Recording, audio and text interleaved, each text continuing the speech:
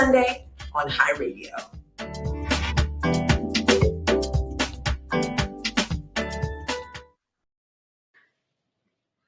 They tell us that this particular person or that particular country has greater or more favorable potentialities than the other. They do not tell us that we should unite, that we are all as good as we are able to make ourselves.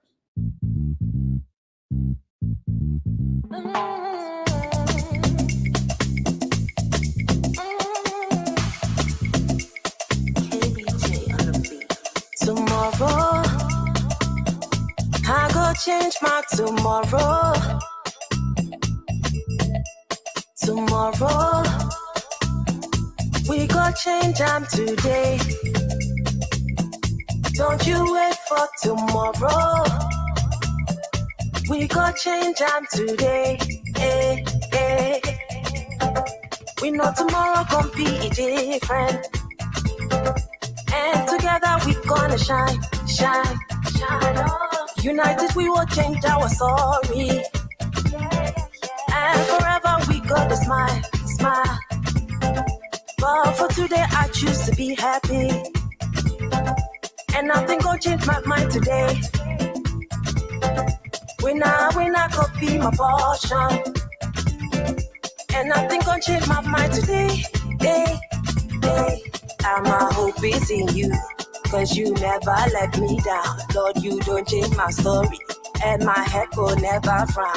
Oh, my hope is in you, and I'm looking onto you. For tomorrow go be better day, I no go very frown. Tomorrow, I have hope for tomorrow. Don't you wait for tomorrow. We gon' change them today. Hey, hey. You are the one who lights up my day.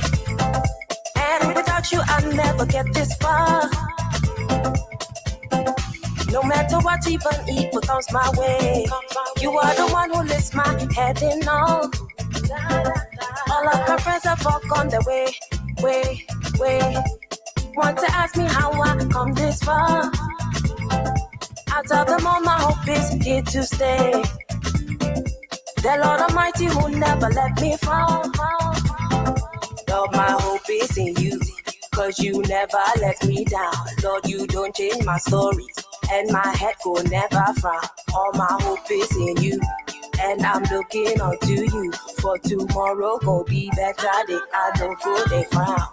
Tomorrow, I go change back tomorrow. Don't you wait for tomorrow.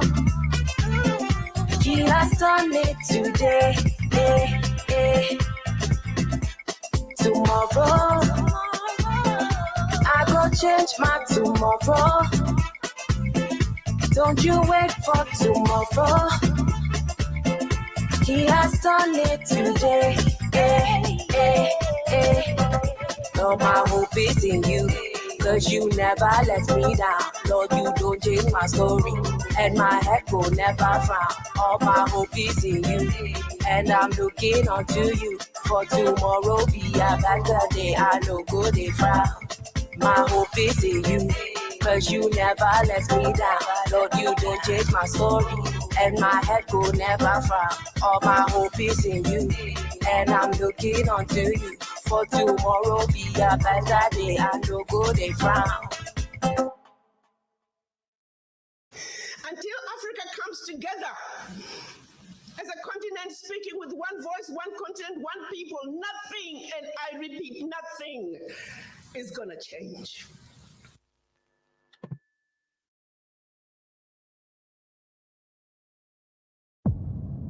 There is no easy road to freedom. You're breaking me. We must therefore act together for the birth of a new world.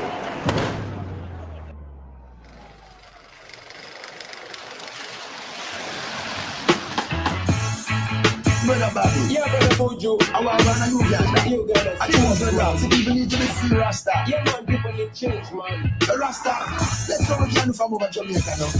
Cause if it takes a revolution, revolution. Freedom will have to come by the ballot or the bullet.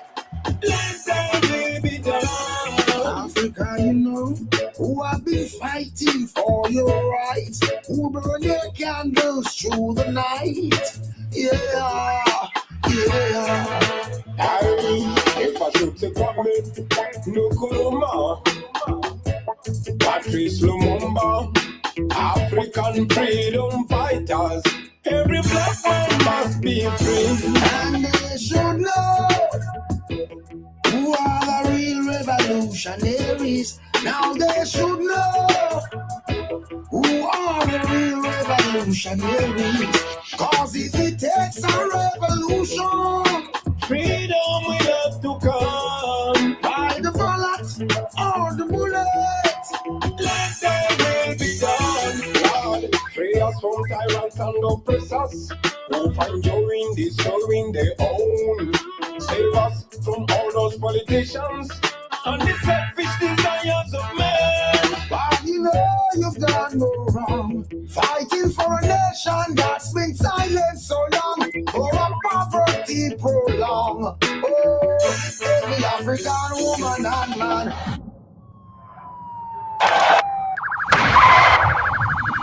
If it takes a revolution, freedom will have to come by the ballot or the bullet.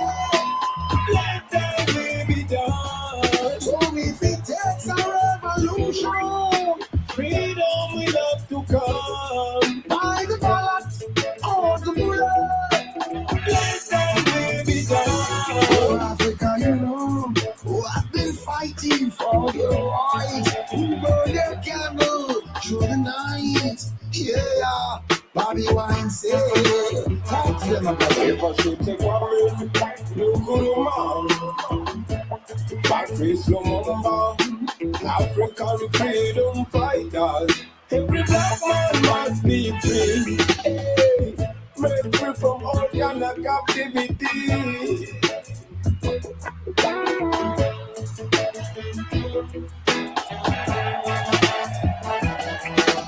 If it takes a revolution, freedom will have to come by the ballot or the bullet. Let that will be done. So if it takes a revolution, freedom will have to come by the ballot or the bullet. Let that will be done. Oh, Africa, you know. Let there be justice for all. Let there be justice for all.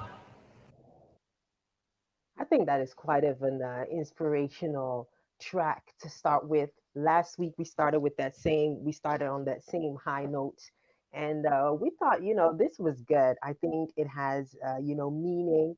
I think it carries fire, and it's always on that Buju Banton thing, and this is like what's it called? Jamaica versus East African collab. So I thought it was well suitable to bring that on up. Welcome everybody. It's just a bit like 8 minutes after 7 p.m. Coming to you live from Amsterdam, CET time. You're listening to Africa on Focus, and this is sort of lockdown mode. We have gone back into temporary lockdown mode because we're fixing a few things at the studio to enable our international interviews and to ensure that that one is conducted rightfully. Because since this lockdown had been going on, we realized that a lot of people that we could get to talk to happen to love to tune in from home, and since we are also keeping health safe, security safe, and also having our international audience or international guests expanding so much, interacting with other people. I mean, it's rightfully that the studio really becomes lockdown proof, where we can get all kinds of international people tuning in. And the best way for now is to do it from home so that, we won't face the technical difficulty as we normally do. But we have to say, hello, hello, can you hear us? Can you hear me? And so forth. So that is why, as of today, we are on lockdown. And soon, very soon, we will be back at the studio. My name is Miss.ABA and I'm your host. I present to you Africa on Focus every Sunday from 7 to 9 p.m. And here is where we share our success stories, where we connect with global Africans so that we can know our why. You know, why we're here, what we're doing, and, gracefully expand on that. That is really what we are here for. And every Sunday, you get to talk to myself and my co host, Donny, who, in a few minutes, when I get to see his face on the back end, I will bring him in so that we can get to talking because a lot has been going on in our world. A lot has been going on the continent and outside as well. Before we get things started, I would really like to know from you, how are you doing? How are you coping? It's normally that, a lot of the rest of our guests come and tune in after, after like some minutes. I know this is close behind dinner for some of you. I would really like to know how you're doing. And of course, from where in the world you are tuning in from. You're listening to High Radio, the voice of the next generation. And on High Radio, we ensure that everything young, everything fresh, coming from the what we call urban world, as far as music and entertainment is concerned, is spread all around the world. We come to you live from the city of Amsterdam, and we get to engage with you. We get to find out who you are because that's the best part of what we are doing. Anyway, from wherever you are in the world, I would also like to know, how has lockdown, treating you? In some countries, lockdown is non-existent. In some countries, lockdown is shortly lifting off and everything. And I would really like to know, of course, how are you? Where are you standing? And of course, how are you experiencing life? I get to figure that from a lot of what we are, facing in life, entertainment is what keeps us going. Friendship is what keeps keeping us going, and we need more than that. We need to be like empowered and feeling each other's love, from a distance. Shout out to Candy Sylvia, Candy. Shout out to you who's tuning in from Utrecht. So dope to hear from you. I hope you are doing well. My fabulous colleague, that's Candy Sylvia. She is the host of East African Sounds. And every Saturday, she takes us to East Africa, of which I love so much because, like, East African Sounds is like the sounds that's like untapped, as far as the from the global sphere. A lot of people are looking into West African sounds, and um, people should know that East Africa is very well represented, South Africa as well, and especially when it comes to Afro pop. I mean, East Africa kind of rules, but not everybody knows that. But anyway, all of that. Candy Sylvia presents that every Saturday on East African Sounds here on High Radio, and that's really what she is about. Again, welcome to Africa on Focus. Today we got some interesting topics that we are talking about. The first topic actually is, and that is, we are going to talk to the founders of Ubuntu, which is an African culture creating publication to conserve old oral African legends. And on the 23rd of November, they recently, or very recently, a few days ago, they launched a book that is for children and that really focuses on one of the legends of Africa. And we will be talking to the founders of this particular book and talking about why it is so important to still focus on African stories, especially for children. Very, very important, especially for me, because I also like to know them. I'm the type that still watches cartoons and stuff, so like I probably am gonna love that book. But we will be talking to the founders of that book like in a bit. They will be tuning in from wherever in the world they are. And a little after 8 p.m., we are going to talk about money. We are going to have a returning guest here on the show who goes by the name of Meverly Adjhei Benjamin, and she is a financial consultant. She knows all about money and living your best life, but then responsibly as far as money is concerned. And she's going to talk to us about her journey and also a lot about what we should be watchful for in these times, especially as it relates to money matters, and she is all striving for financial independence, and that is what she is going to talk about. If you are listening on Facebook, make sure that you spread the news on your wall. Invite everybody to, tune in. Also, if you're listening via YouTube, share the link, share the link, share the link, spread it around, and let's talk about Africa on Focus. Let me get Donny on the show so that we could get to talking. Hello, Donny. How are you? How am I looking? Do I look good? You're good. I saw you like doing your hair and stuff. You're getting ready. You're getting ready to travel. Mm, yeah, I need that holiday. I need that vacation. But I'm fine. How are you? I am good. I am good. I can't complain. We're Hmm. live. I think that's like the most important Yeah, these yeah, uh these definitely. these days. How was your Sunday? Quiet. Quiet. Just been resting and reading. I just finished the last book I was reading. Where is it? I have it here. I finished Okay. reading this book this week, The 12 Rules for Life. It's Right. quite a read. It's quite a read. 380 pages, just full of sharing this. Really? He's a clinical psychologist, but also a philosopher. Right. And so much thinking. But what I find beautiful about what he writes about, or this book, Yeah. is that he uses the biblical scriptures and stories as an as an analogy, or he explains them in a psychological way, also a philosophical way, why Right. it makes sense, or why humanity needs these kind of scriptures and how it has helped us evolve. So it's not particularly a Okay. spiritual book. However, it does have lots of references to the stories in the Old Testament as well as the New Testament. So Right. that's it's a really nice book to read. And just a little bit about the author.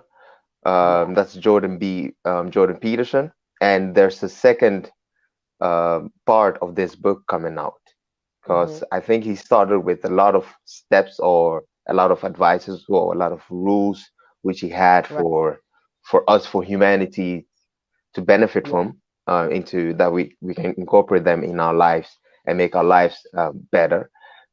But for the first part, he condensed it to 12. He chose 12 Right. rules to write about, and then now there's more. Like he's chosen 12 other rules, which is the part two, Okay. Beyond Chaos, which is coming out, I think, next year, March, Right. I believe. Mm-hmm. So I'm looking forward to that one. So yeah, Right. that's been my week. I finished this book and I picked up another book, um, which a friend bought for me, and I've been loving this book. It's an easy read. I'm already halfway. Um, Right. the Which one is monk that? is the monk who sold his Ferrari. So is the Oh, story is about a successful lawyer, like a big right. lawyer, Yeah. who one day just he had a heart attack, and then whilst whilst in this condition, he figured this is not the life I want to be. I want to have for the rest of my life. Like Okay. there is no peace in this. There is no fun. There is no.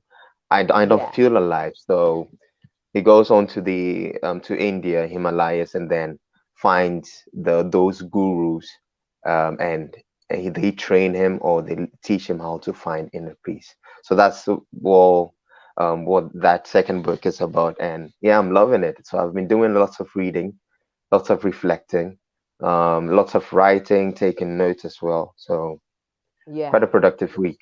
And yeah, personal Yeah. It sounds development, I would say. good. It sounds good. Like Yeah, I it even makes me curious to look in that first book that you were talking about. yeah, man. This the first book is it's. I feel like everyone. should not even read the book necessarily, but at least get, because the author, he also has presentations about Right. this book. Even those Right. presentations are enough, and he's a very good orator, so he knows how to Yeah. you it's not boring or anything, and he can clearly articulate his thoughts. So that's what's so profound about him. Yeah. So I think most people, even if you have 1.5 hour of executing, because he can, yeah, his lectures are quite long, but it's very good Right. just to get a perspective on how should you go about good and evil, chaos and order, the past and the future and the present, and how to go about with with these elements and all those things, and make it yours, and to ensure that you are still, that you make progress Right. in life. So yeah, Right. it's a really, it's a nice book, and I can't wait till the Yeah. second part of this book come out. Yeah. It sounds super interesting. I'm gonna check that one out. I know later you have to send me like that link so I will venture Mm-hmm. into Mm-hmm. that because that is on my list. I mean, writing for me, is ongoing. I always write, always Yeah. Yeah. writing thoughts, always writing piece of advice, music, and all of that. But the reading, I've been slacking, and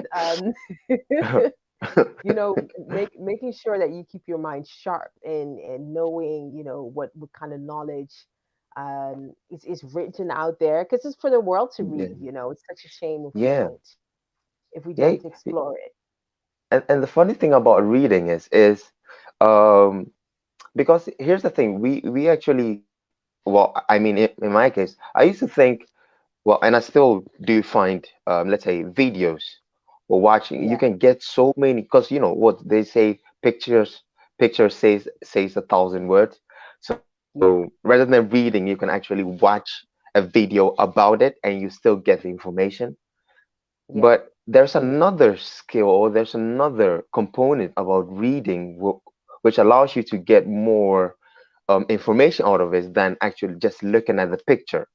And Right. one thing I found is the fact that whilst you're reading, you still get to think about every word that you read, Right. um, which is different than when you're watching something.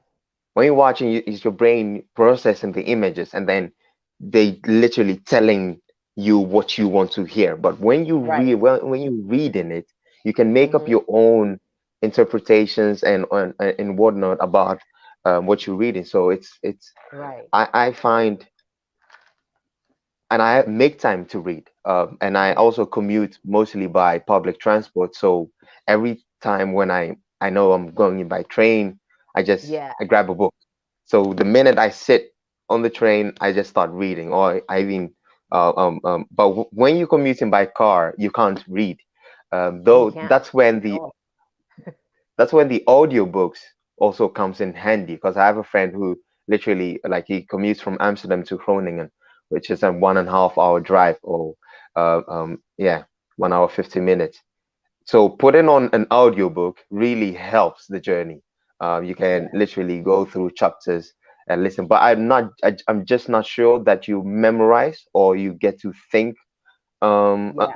as well as when you're reading it, but that also Yeah. works. So if you can get audiobooks, that will be that's helpful. Right. Right. Yeah, I get what you mean. I get what you mean. But I Hmm. think for me, the reading aspect really allows you to explore, and kind of Yeah. consume the content from Right. all aspects, Yes. Yes. So I Yes. do agree with that. I think that you know, each way of picking up something through our senses has its benefits. And with reading, I shouldn't leave it alone. I think that would really help. And in a bit, we will have a special guest who will be talking to us about a book. So Yeah. we get to ask us that. And since you're a reader, I think this is a really fitting. I'm not a Uh, reader. you're not a reader. You don't call yourself a no, reader. I'm not. I just read. I just read. I'm not. Okay, right. Someone, Not someone, not in that someone case. might before someone might contact us and be like, "Oh, I need a reader for this and that All right. program. Can you invite Donny for me?" I'm not a Gotcha, reader. gotcha. Let me just say that you are one who loves to explore reading books. Let me just put it Yes. that way.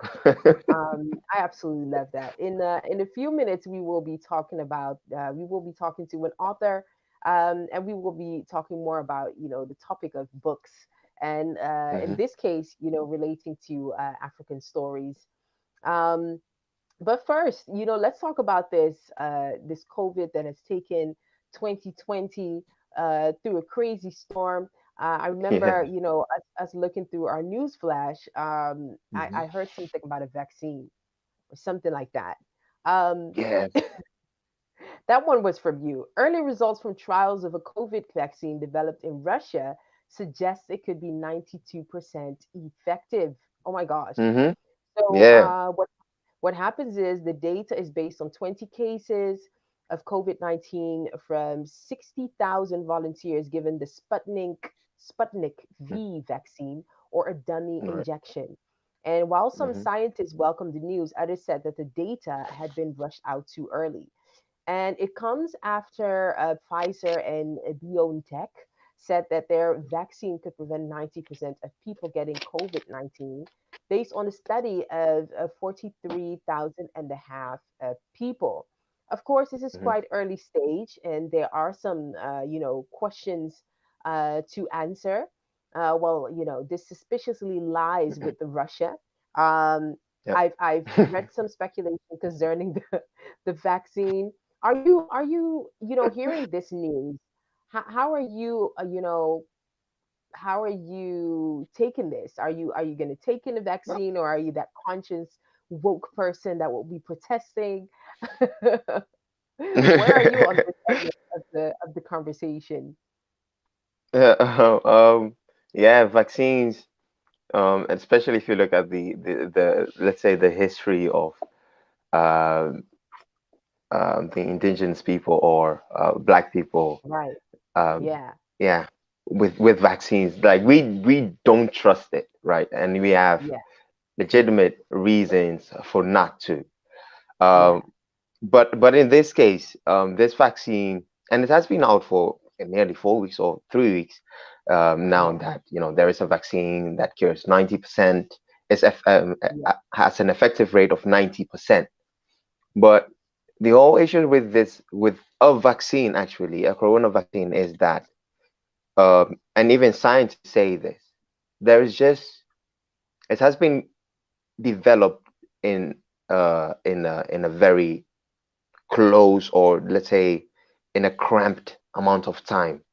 There hasn't Yeah. been there has been testing done, and sufficient Hmm. testing for it to enter into its final stage phase. Right. And at this moment, there are only three companies that has produced, or actually 11, but some of them are still working in the final stages, that have produced a vaccine that could be rolled out um, Yeah. ending of this year and next year.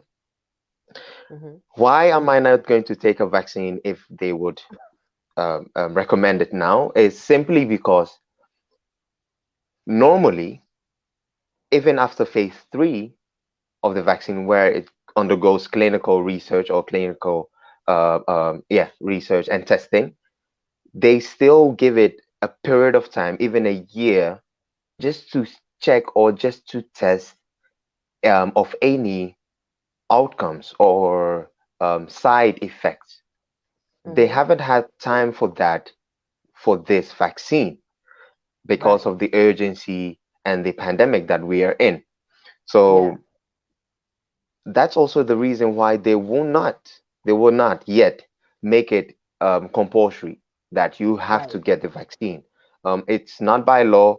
Why? Because they just don't have that the time yet. But I Yeah. read today in my WhatsApp that one of my team members, or Brazilian Jiu-Jitsu practitioners, has gone Right. for a vaccine. He's very young, but he's gone for the vaccine already. So that means that Already. already in the Netherlands. So this means they've already started injecting the vaccines. This can be part of the test group. So this is like they have already through the phase 3.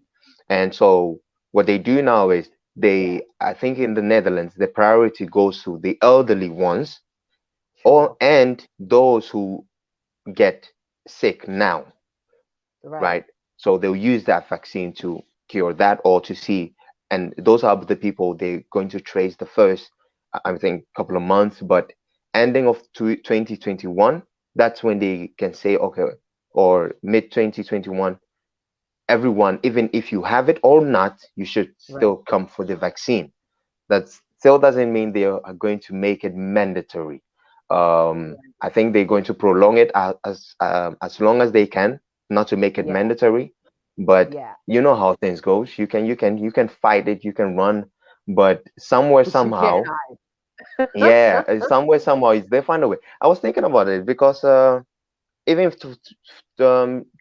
to be able to travel to Ghana, right? You have this yellow fever and the B vaccine that you have to get. Yeah. I'm not sure if I was around when they introduced that, or perhaps I was just a Sure. child when they introduced Sure. that vaccine. But I wonder how that climate was. Did people Yeah. trust it right away?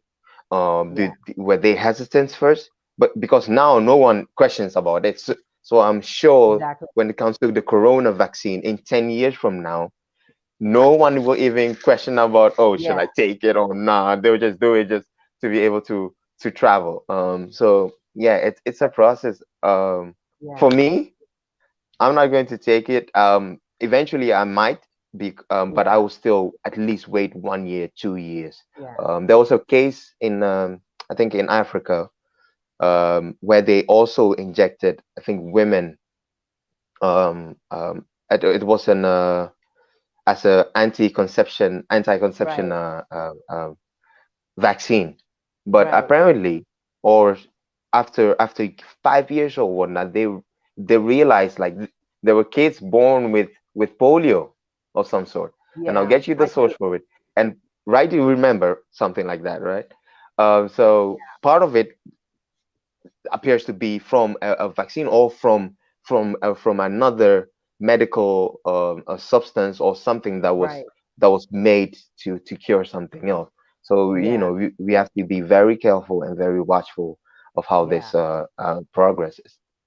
I Yeah. think it's an interesting observation, especially you connecting Mm-hmm. it to that yellow fever, example. I think it brings Yep. it into perspective. And I think hearing you say this kind of disqualifies the memes and crazy short articles that I've seen coming by on my timeline saying that, Yeah. you can't travel without, blah, blah, blah, you know what I mean? And yeah, it's definitely going to be one, to keep an eye on and Mm-hmm. to see to which extent this is going to affect our world.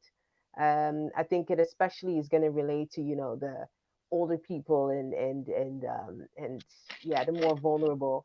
I think in a bit Mm-hmm. after this interview, we should also talk about, some of the conversations that have been happening in our community, regarding the article about the antibodies. I don't know if you read that one, but we'll reserve that for for Okay. in a few Okay. minutes.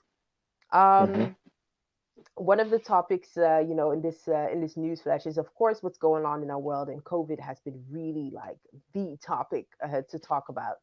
Yeah. But we already have our special guest behind the scenes, who we Ah. have to also talk about another important topics, and that deals with the topic of reading and the topic of, let's say, valuing and keeping African stories alive. And from quite interesting people, I've discovered them, or actually the team, the High Radio team, discovered them. Mm-hmm. And this is actually a case where we are talking to the founders of Ubuntopia. And it sounds really mysterious, Ubuntopia. I think for me, any nation or whatever ending with Pia, or kind of sounds interesting, but it's an African culture creating platform publication that Mm-hmm. conserves old oral African legends. And we're Yeah. going to talk two founding members of the publication. One is Leontine van Hoofd, a corporate anthropologist, storyteller, and author, and Jean-Claude Ngumbere, if I say that right, Ngumbere, and he's the illustrator of their newly launched book, Bala and the Secret of the Source.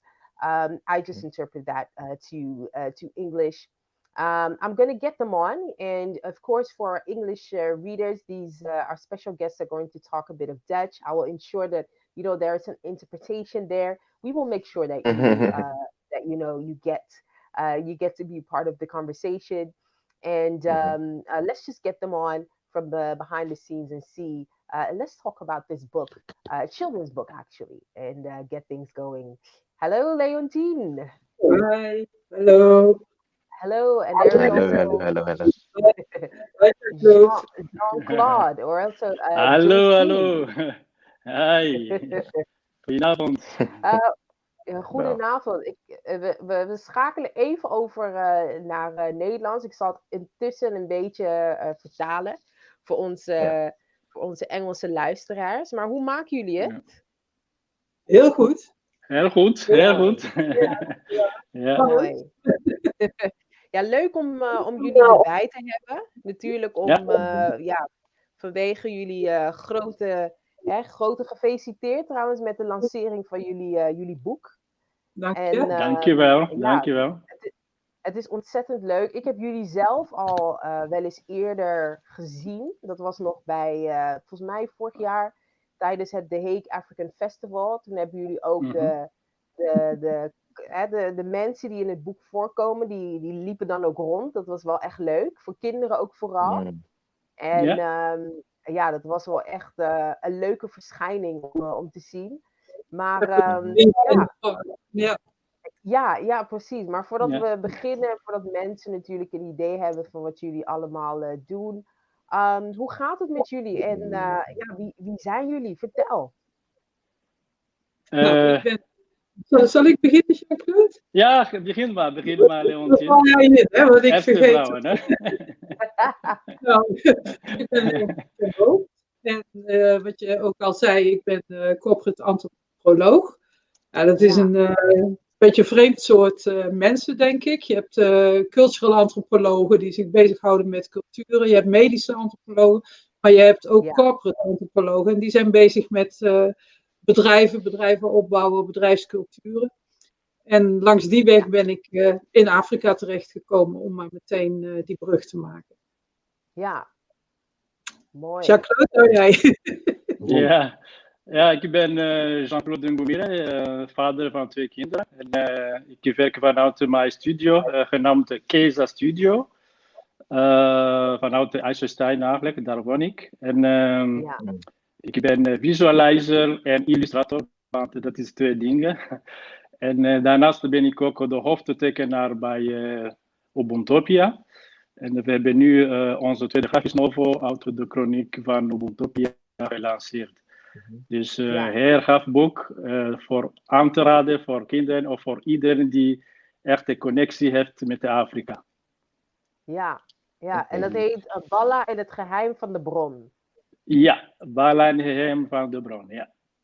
Mooi. Bala en het geheim van de bron is het tweede boek van de chronieken van Ubuntopia. We zijn bezig samen om een hele collectie op te bouwen. Het eerste boek heet Bala en het woud der legende. En dit is het tweede boek van de chronieken. Die heb ik ook, hè? Die heb je ook paraat staan. Ja, mooi. Kijk, Het ziet er ook heel erg vol beleving uit. Allemaal met een hele mooie illustratie. Ik denk wel dat Jean-Claude daar de persoon voor is. En ik ben benieuwd, wat voor verhaal zit er achter zo'n boek? En waarom nu? Waarom is zo'n boek nu uitgekomen? Zeg, Leontine, gaat je gang. Nou, het verhaal is eigenlijk begonnen terwijl ik aan het werk was in Afrika zelf.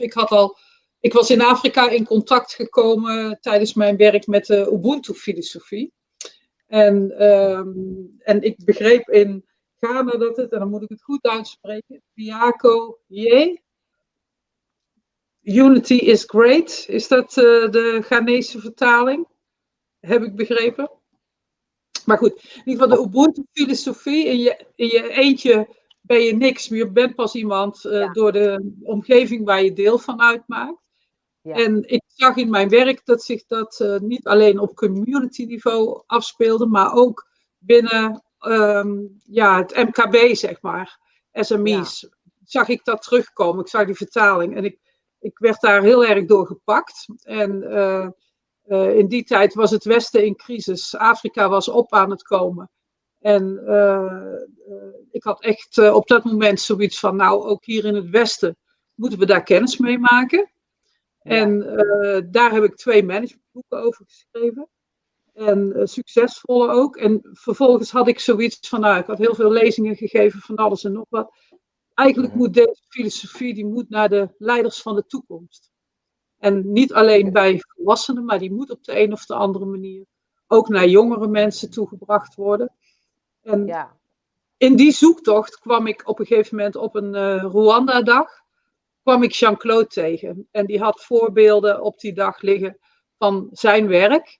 En op dat moment had ik echt zoiets van, nou, als ik het met iemand voor elkaar kan krijgen, dan is het met Jean-Claude. En zo zijn wij samen begonnen. Als partners hierin. En wat voor mij op de achtergrond ook meespeelde, was een artikel wat ik in Rwanda in de krant las.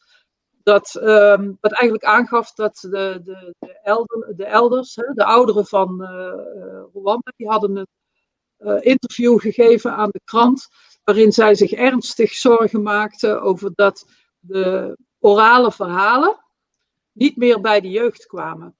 En toen, ook dat had ik zoiets van, nou, dat hebben wij natuurlijk hier in Nederland ook allemaal meegemaakt. En dat is verloren gegaan. Maar in Afrika is het nog te redden. En nou goed, daar is mijn verhaal begonnen. En op die manier zijn wij gaan starten samen om de chronieken van Ubuntopia te gaan maken. Zo zijn we begonnen. Ja, zo zijn we begonnen. Ik kan me wel goed herinneren, dat was denk ik ergens in oktober 2015.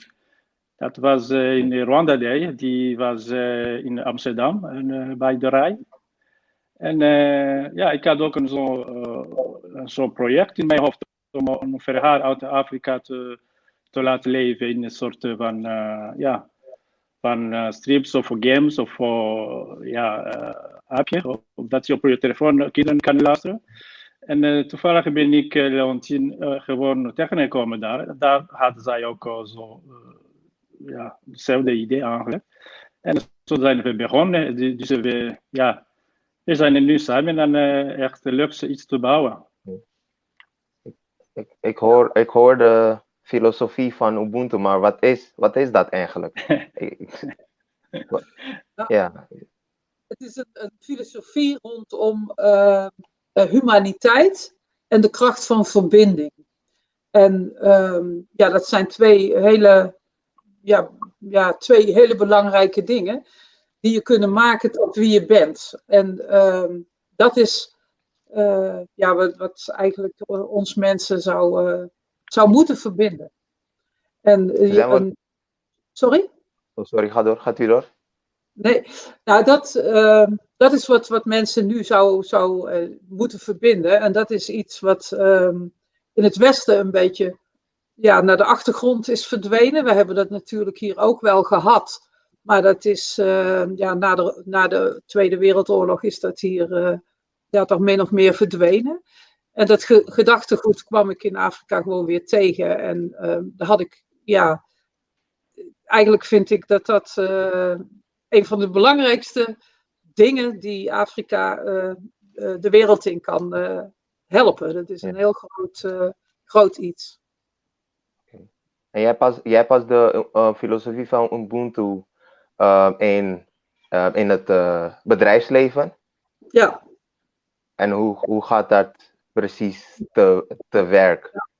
Nou, wij zijn sowieso binnen onze eigen bedrijf aan het experimenteren daarmee. Ik heb zelf in Afrika meegemaakt, ook zakelijk, hoe die principes zich vertaalden naar organisaties toe. Bijvoorbeeld de gedragen besluitvorming via de Godla's, de Imbada's. De vergadertechniek waarbij je met z'n allen besluiten neemt in plaats van alleen top-down vanuit management. En dat heb ik op community niveau gezien, maar ik heb dat dus ook bij organisaties gezien. En dat proberen wij in onze organisatie ook te doen. En ik ben daar lezingen en masterclasses over gaan geven aan het Nederlandse bedrijfsleven ook. Die in transitie zitten, zeg maar.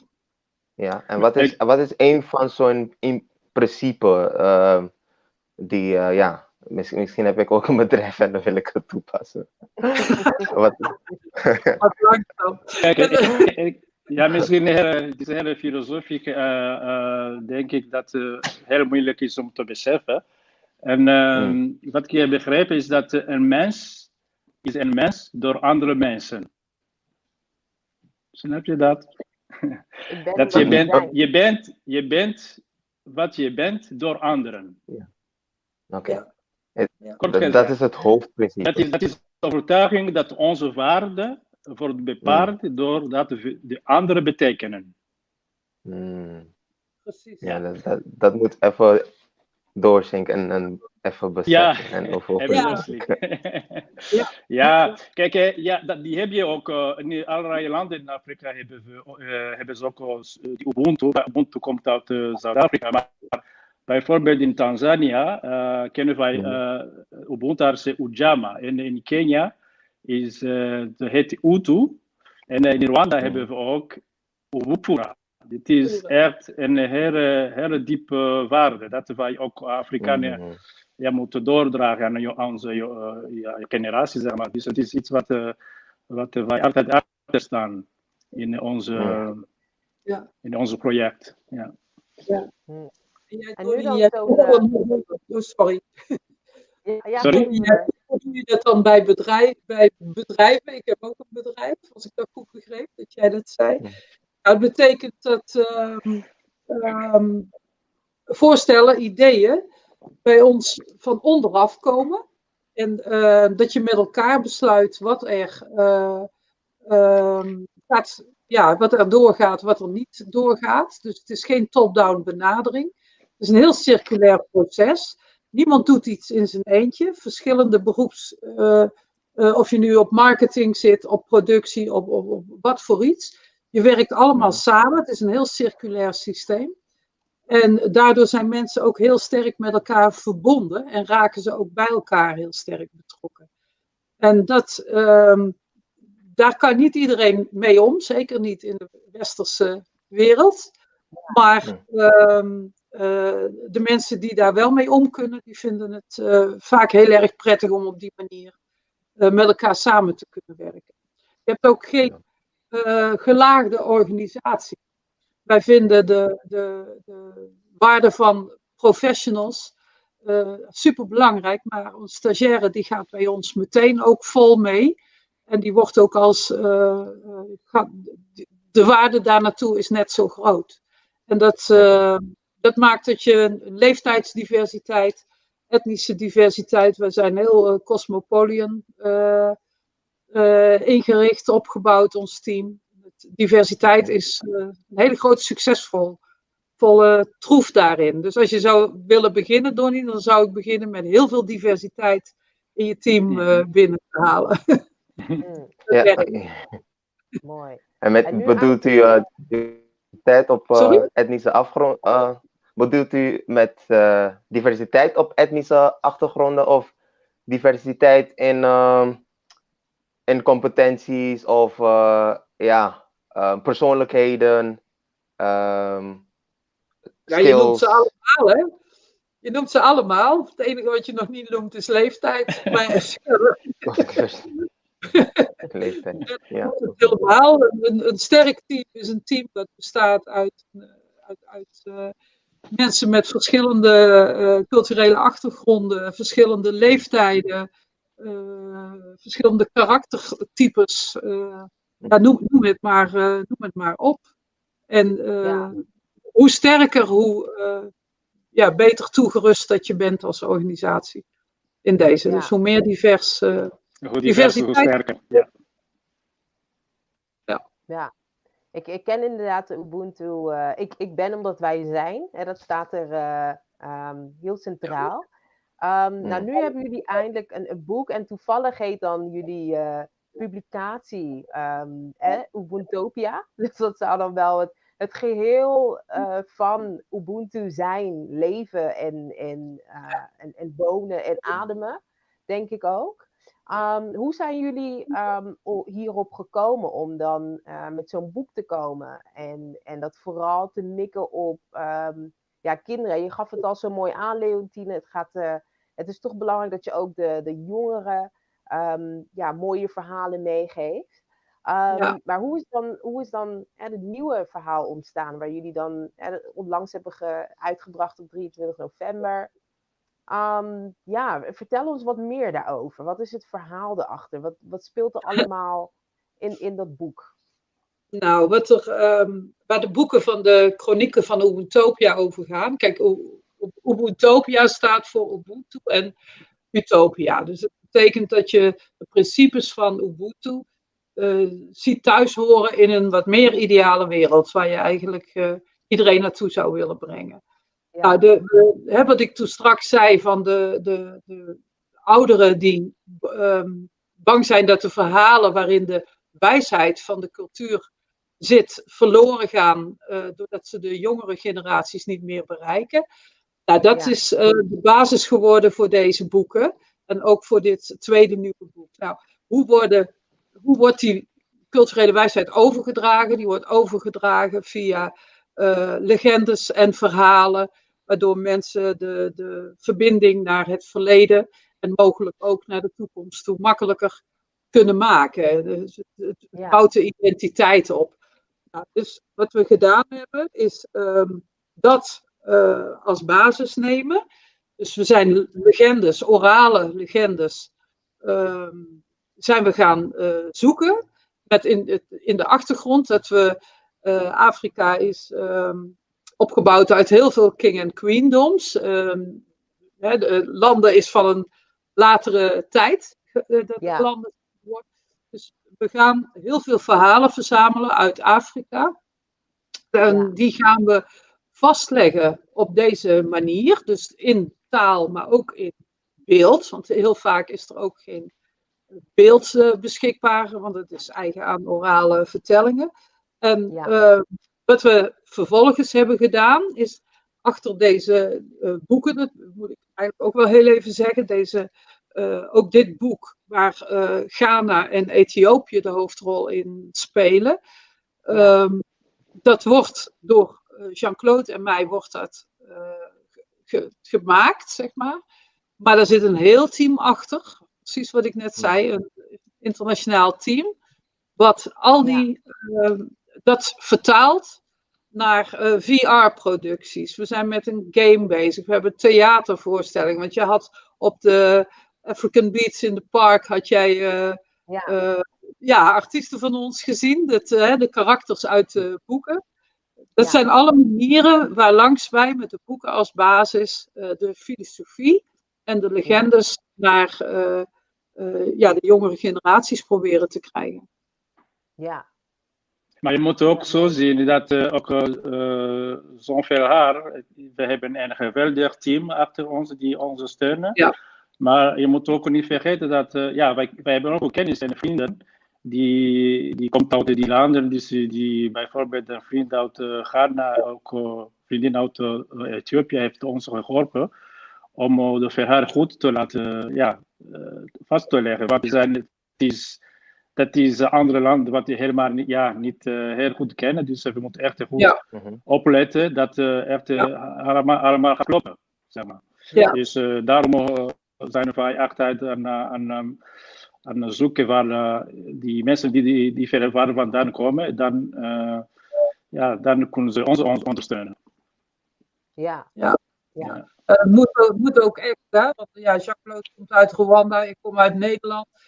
Daarom, ja. We kunnen heel veel kennis bijeenbrengen, maar je moet alles wat wij doen, is 100% cultureel gecheckt door mensen uit de landen zelf. En dat kan ook niet anders, dat moet ook zo.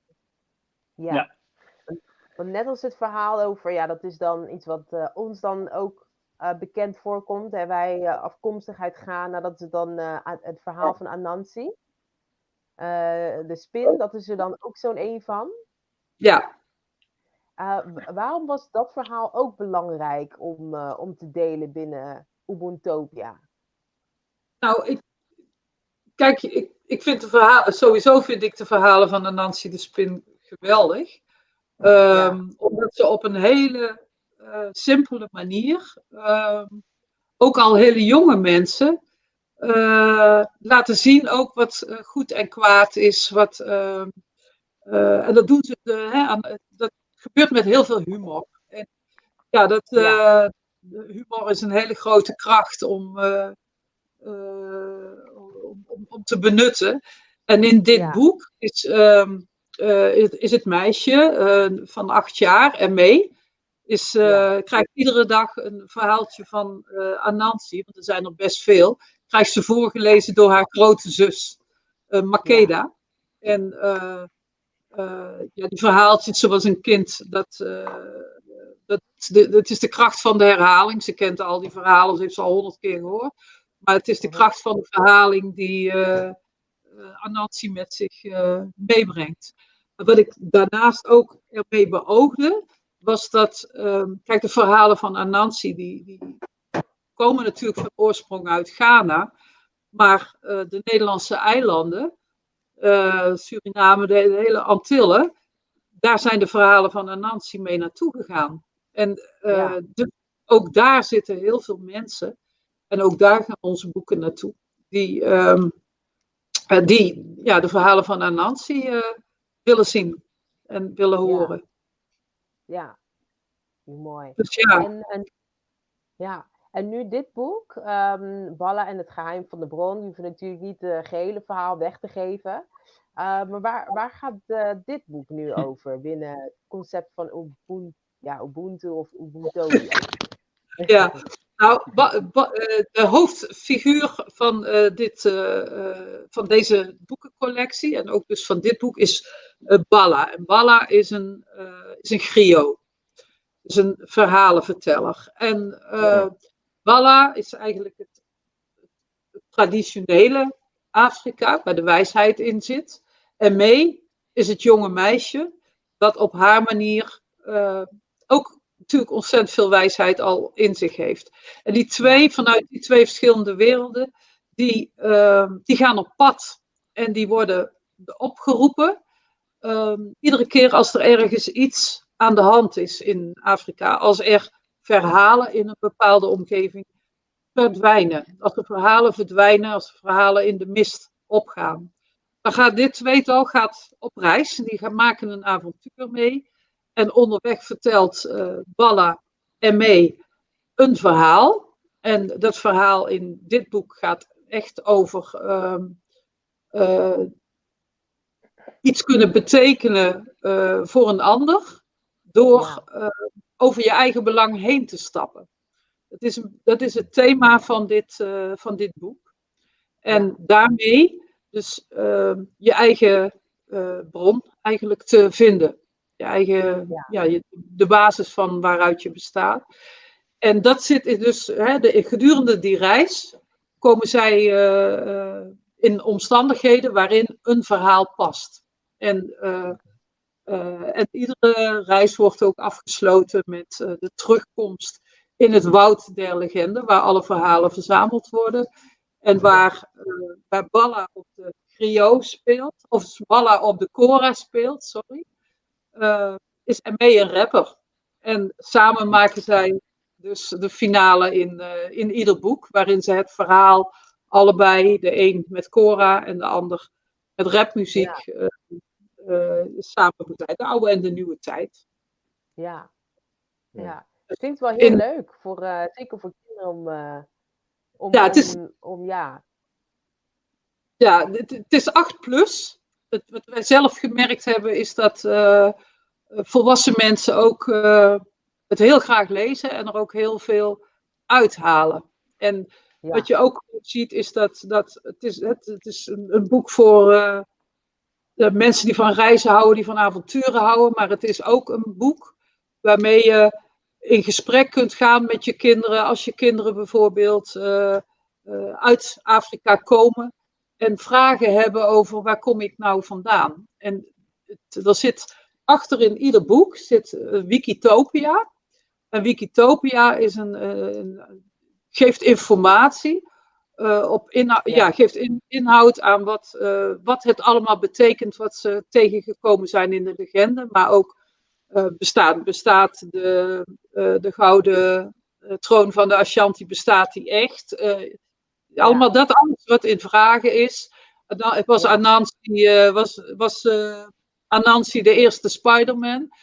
Dat soort dingen. En dat correspondeert dan weer met een website waar kinderen ook spreekbeurtmateriaal vinden, van alles en nog wat daarbij hoort. Dus het is een totaalpakket rondom het boek.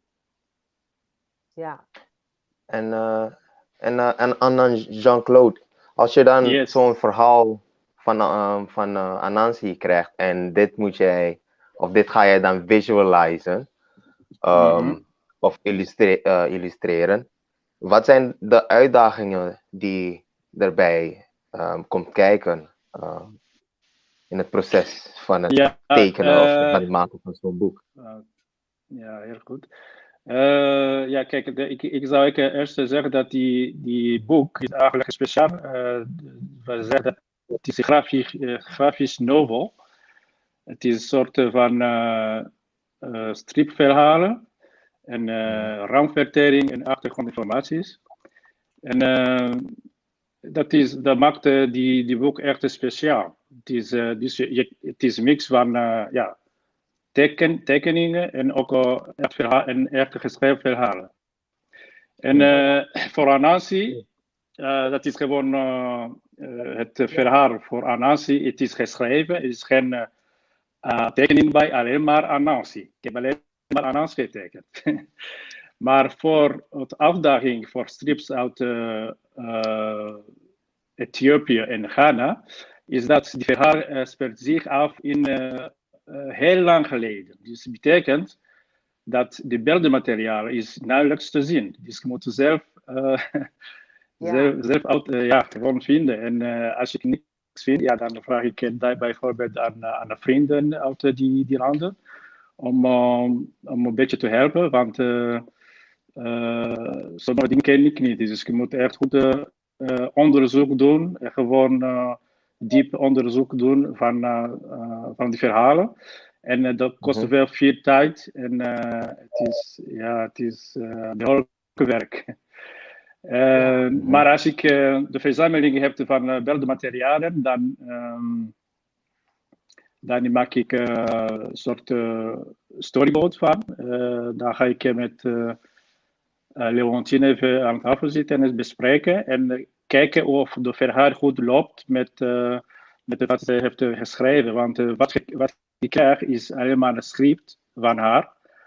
En vanaf die script moet ik zelf alles uitbeelden en er echt mooi van maken. En het uitdaging is echt de nauwelijks beelden van in middeleeuwen. Als je zegt bijvoorbeeld de Parijs van koning Osei Tutu, hoe ziet het eruit? Ja, je kan nergens die beeld vinden. Dus je moet het zelf uitzoeken. En gewoon een beetje fantasie en dat soort dingen. Dus, ik neem aan dat... Ja? Ik neem aan dat bij gebrek aan beeldinspiratie bijvoorbeeld, dat ook eigenlijk een kans biedt om iets van de tegenwoordige tijd, iets van nu of iets van de toekomst eigenlijk daarvoor in plaats te tekenen, zodat het ook en ik denk dat dit ook een doel is van jullie van Utopia is, zodat het ook meegaat met de tijd en niet alleen tekent wat vroeger was, maar ook eigenlijk bij gebrek aan informatie juist dingen van nu of de toekomst invoegen. Ik heb net een klein beeld van Leontien gezien over de inhoud van het boek. En ik vond dat heel mooi uitzien.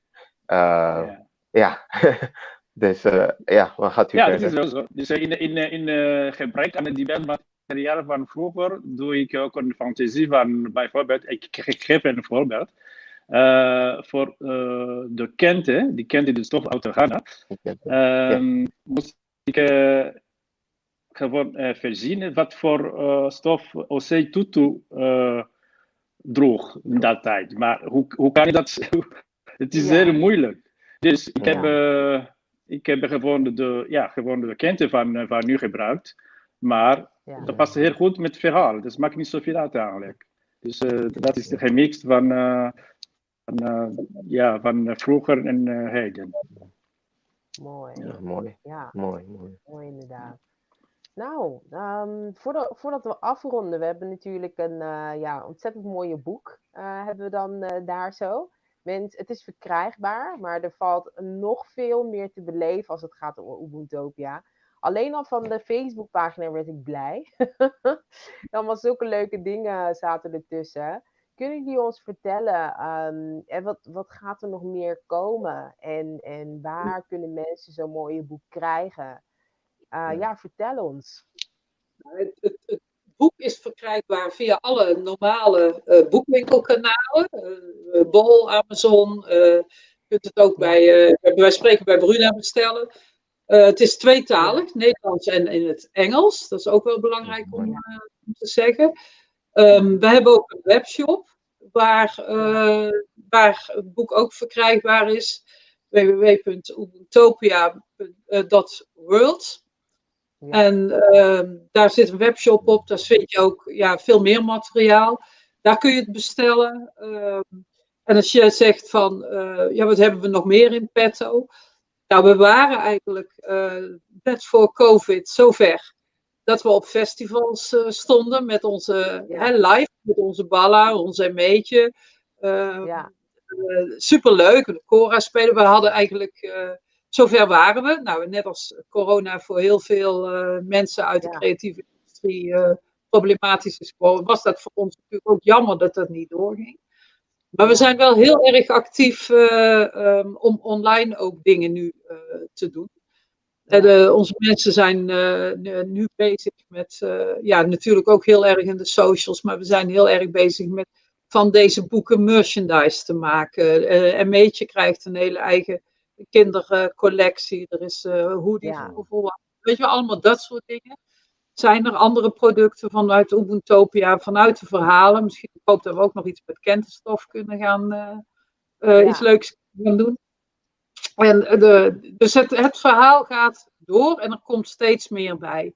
Nou, een paar van onze mensen zijn bezig met gamificatie, dus we hebben een VR-productie.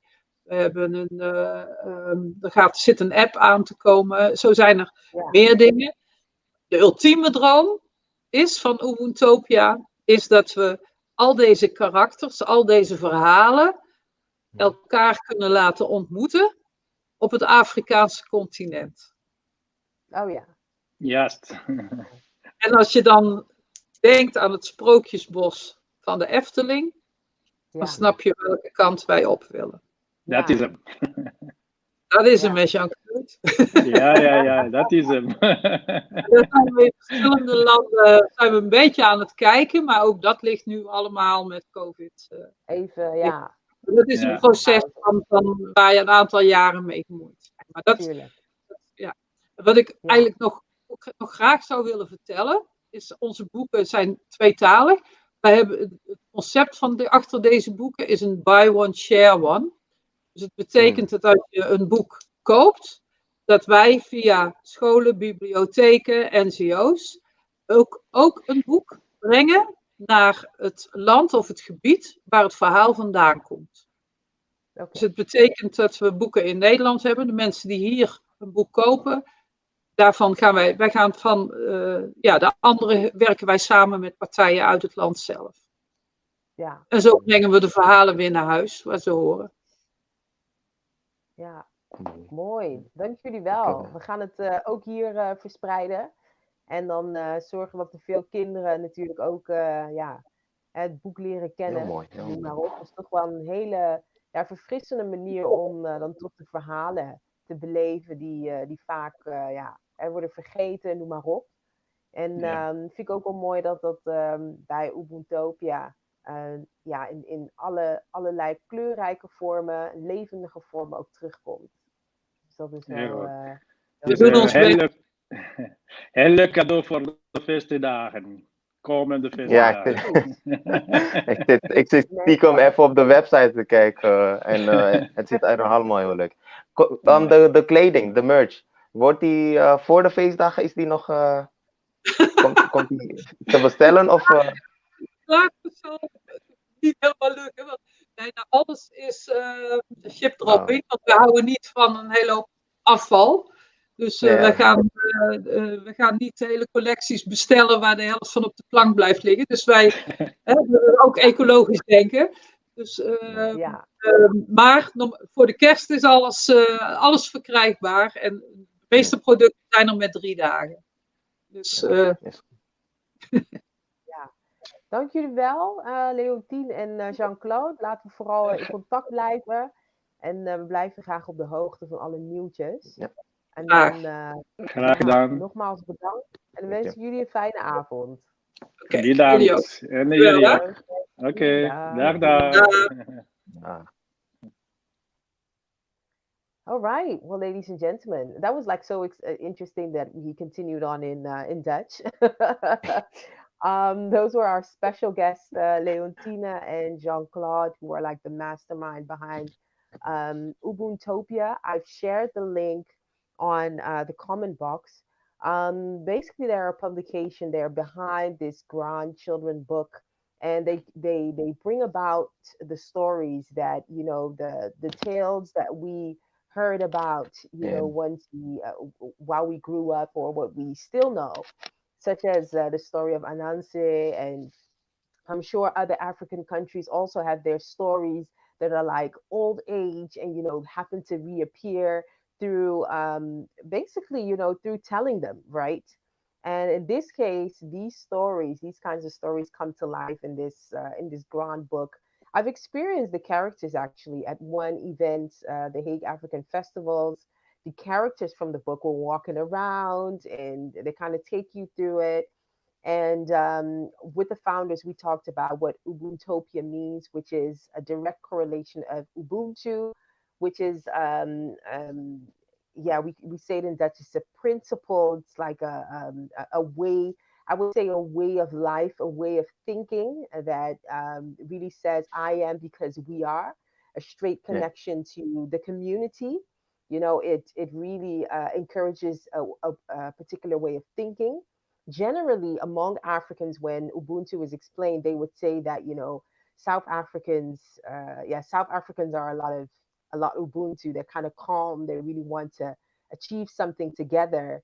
Whereas they say that the West Africans are kind of more competitive and things. That's the last time I heard about. I'm more Ubuntu. I'm more Ubuntu. And this principle really pushes their whole publication, the kinds of stories they bring about, and not just in book, but in virtual reality, in small videos. You should really check out their website, because on there you will run into some of the small videos, and it's really like for 8 years and older, it brings about that experience to children and even parents, of course, that are really looking to relive and learn more about the oral stories that seem to kind of be packed behind our current film and our current publications. So that's really what we were talking about. Jean-Claude is the visualizer. He's the illustrator. He brings all of these stories to life. One of the things that he was explaining, that on one of the project where he was working on Anansi, which was, a Ghanaian story, he then, they want to ensure that also the history is guarded right. So they involve people that know about these stories within the whole process, within the whole storyboard, to ensure that the stories are right. They incorporate a lot of cultural elements and really make it, come to life in this sense. And at the end of the day, the stories that are shared, they bring you back to the Ubuntu, as in it being a way of life and it being part of the world that we are in today. I love it. I think it's cool. Are you buying that book for yourself, Donny, or for your I for think your I'm going to get one or get a couple for the kids I tutor. So yeah, because Oh they are yeah, aged nine yeah, till 12. So this is a really it's a nice book, and it looks so it just looks amazing. When she opened the book, I was like, oh wow, it yeah. reminded me of those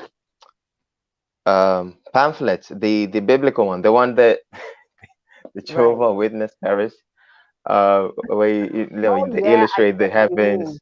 I get what you Yeah, mean. so very colorful. It's the colors, Uh, yeah. Yeah, I hmm get what you mean. I get what you mean. yeah. Absolutely. So make sure that you keep an eye on that. It's both available in Dutch and English, so you might as well hmm buy it, for a cousin, for a niece, or whatever, Yeah. and spoil anybody with that. I think it's good. I think it also will enable us who are a bit older to really dive into some of the stories that Yeah. need to be told, not just because, but because they carry that message of Yes. Ubuntu, as in, we are because you are because we are, you know, and yeah, man, reflecting on that, I think that this whole year, for especially the West, because Leontine already explained that that type of thinking has kind of like faded away, but with I do remember that one speaker, one she's psychologist speaker. She said, COVID-19 actually really showed people or brought people back to that essence of I am because we are, and at the end we are all one. You know, but that deserves a whole different conversation, I believe. I believe It so does. much.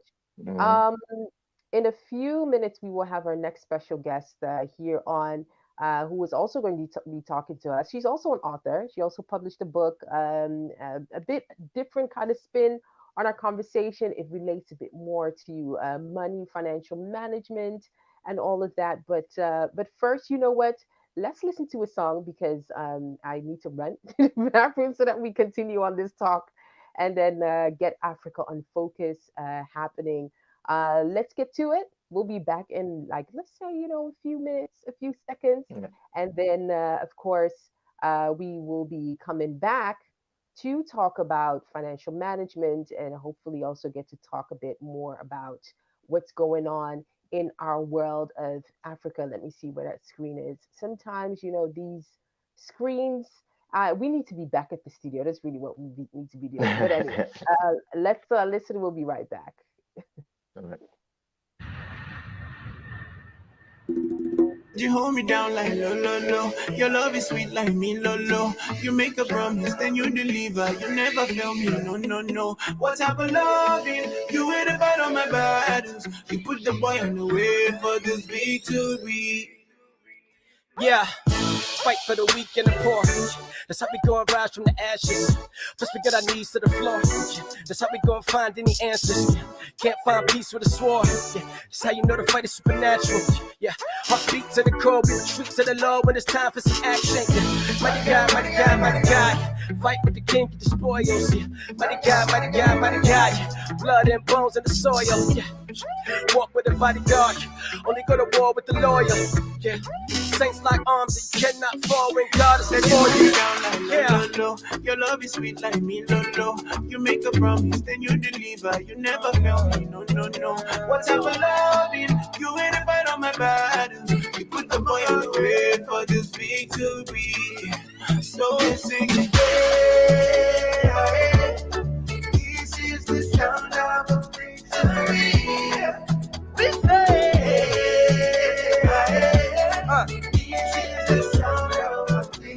now put those hands together. This is the sound of a victory.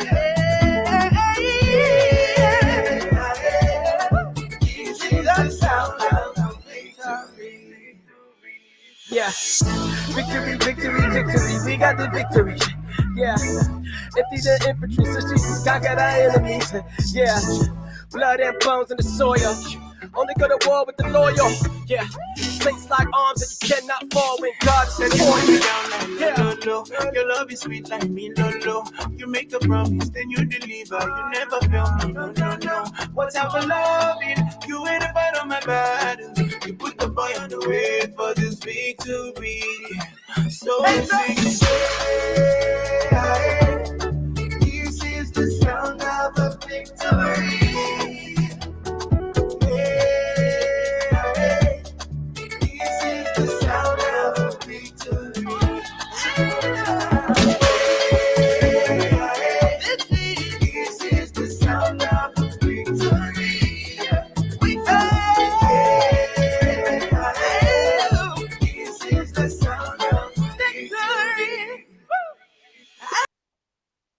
If you ask me, man, that song just sounds groovy, very relevant for Adjhei of today. Let me see. Johnny is still around. All right. I remember that one funny story is I had to like host at a festival last year or something, and the characters that come, the characters of that book, were there as well, and there was one leading character. He's kind of like with dreads and things like that, and I remember the actor, right, and he opened the festival because normally you would have like Ghanaian chiefs opening the festival, but they can be there, so basically he did it. They made it kind of seem like he was some, I don't know, some Kenyan chief or something, and then opening the festival eventually. And at some point that actor got so carried away. At some point he was sipping on beer. He was just randomly like Salty Soul was on the stage like performing. He would randomly just come up and then put his stick on people's shoulder and stuff. Then this actor took it to a whole nother level. Like it was funny to see. And at the time, we didn't realize it was a character from a book. It was like right after when someone came, it was like, oh no, that's a character from a book. But our actor got carried away a bit. I think he forgot that it was still his working hours. So that was kind of funny. Yeah. All right. I don't know what it is, but sometimes our news flashes, man, we don't get the time to like really pick them out and everything. But that's all right. That's all right. We're gonna make time for our next special guest, and we still have to talk about COVID-19 and Ghanaians and those antibodies. Is it positive news or not? Because that's been one of an interesting topic, but we're actually talking money matters. I know money matters is quite a bit in your alley, Donny. Yes, let's talk about it. Yep. And we have a special guest who will be one of a reoccurring guest, actually, coming up back from time to time to really talk about financials and really what's relevant to Black people, Africans, as a whole here, COVID-19 and all of those interesting topics that really come to matter with financials. I'm sure that a lot of people are really curious to know, what should I be mindful of, or even in general, what do I need as in terms of when I go and buy a house and so forth. Well, this lady knows all about it. She's a lawyer, she is a development consultant, speaker, and author. And she has the ability to switch between English tree and Dutch. She's the expert as it relates to people, especially international people that need to know a thing or two about legal financial matters. Plus, she's an author. She published 3 books that are also in correlation to finance and life and following your dreams and so forth. All of that she does and she holds. Let's just invite her on because time is already running. And let's talk about this money matchers and so much more. Let's do it. Hello, Meverly. How are you? I'm great. Thank you. Thank you, Augustina.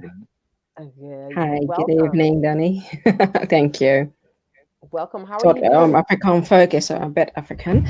I'm doing great. Very suitable for the occasion. How has been your Sunday? It's been peaceful, quiet. Right. Yeah, we're doing everything online. I'm doing everything online. Let me put it like that. Yeah. That's really good. And how has been lockdown treating you? How has it been in terms of business? It was quite a change actually, because it all started suddenly, yeah, like since March, and everybody's like, Yeah. what's this? So it was quite a change in business, because I'm mainly focused on big companies and other companies. When there is a lockdown and things are unexpected, though you have a year plan and stuff, but when things are unexpected, you are gonna cut down. First things are like consultancy, legal fees, workers and stuff. So yeah, I'm actually part of those kind of group. So that was quite a change. So I needed to redirect very fast. Mainly, I was focused on finance, but I have a background in law as well. So I put up my law skills, and I was like, okay, let's get this together. So now I'm basically focusing on individuals and companies, which was not my aim in the first instance, but I needed to. Yeah. Kind of, refocusing a bit, or maybe adjusting. I think that's the right word for it. Slight adjustment for the time being, obviously, because that is part of business as well. It is, but it's quite fulfilling though, to be able to help individuals as well, giving them new insights on things they never knew about. So that's quite fulfilling to do that. And also they appreciate a lot what you're doing for them, because something what took them like a year or two to get it around, with a consult with me, you can get it around in like 2 hours. So it is actually, you need to look at our two sides.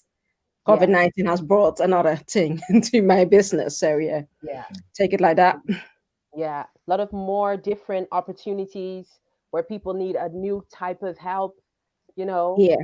And there's where they find you for it. That's basically what Yeah, definitely.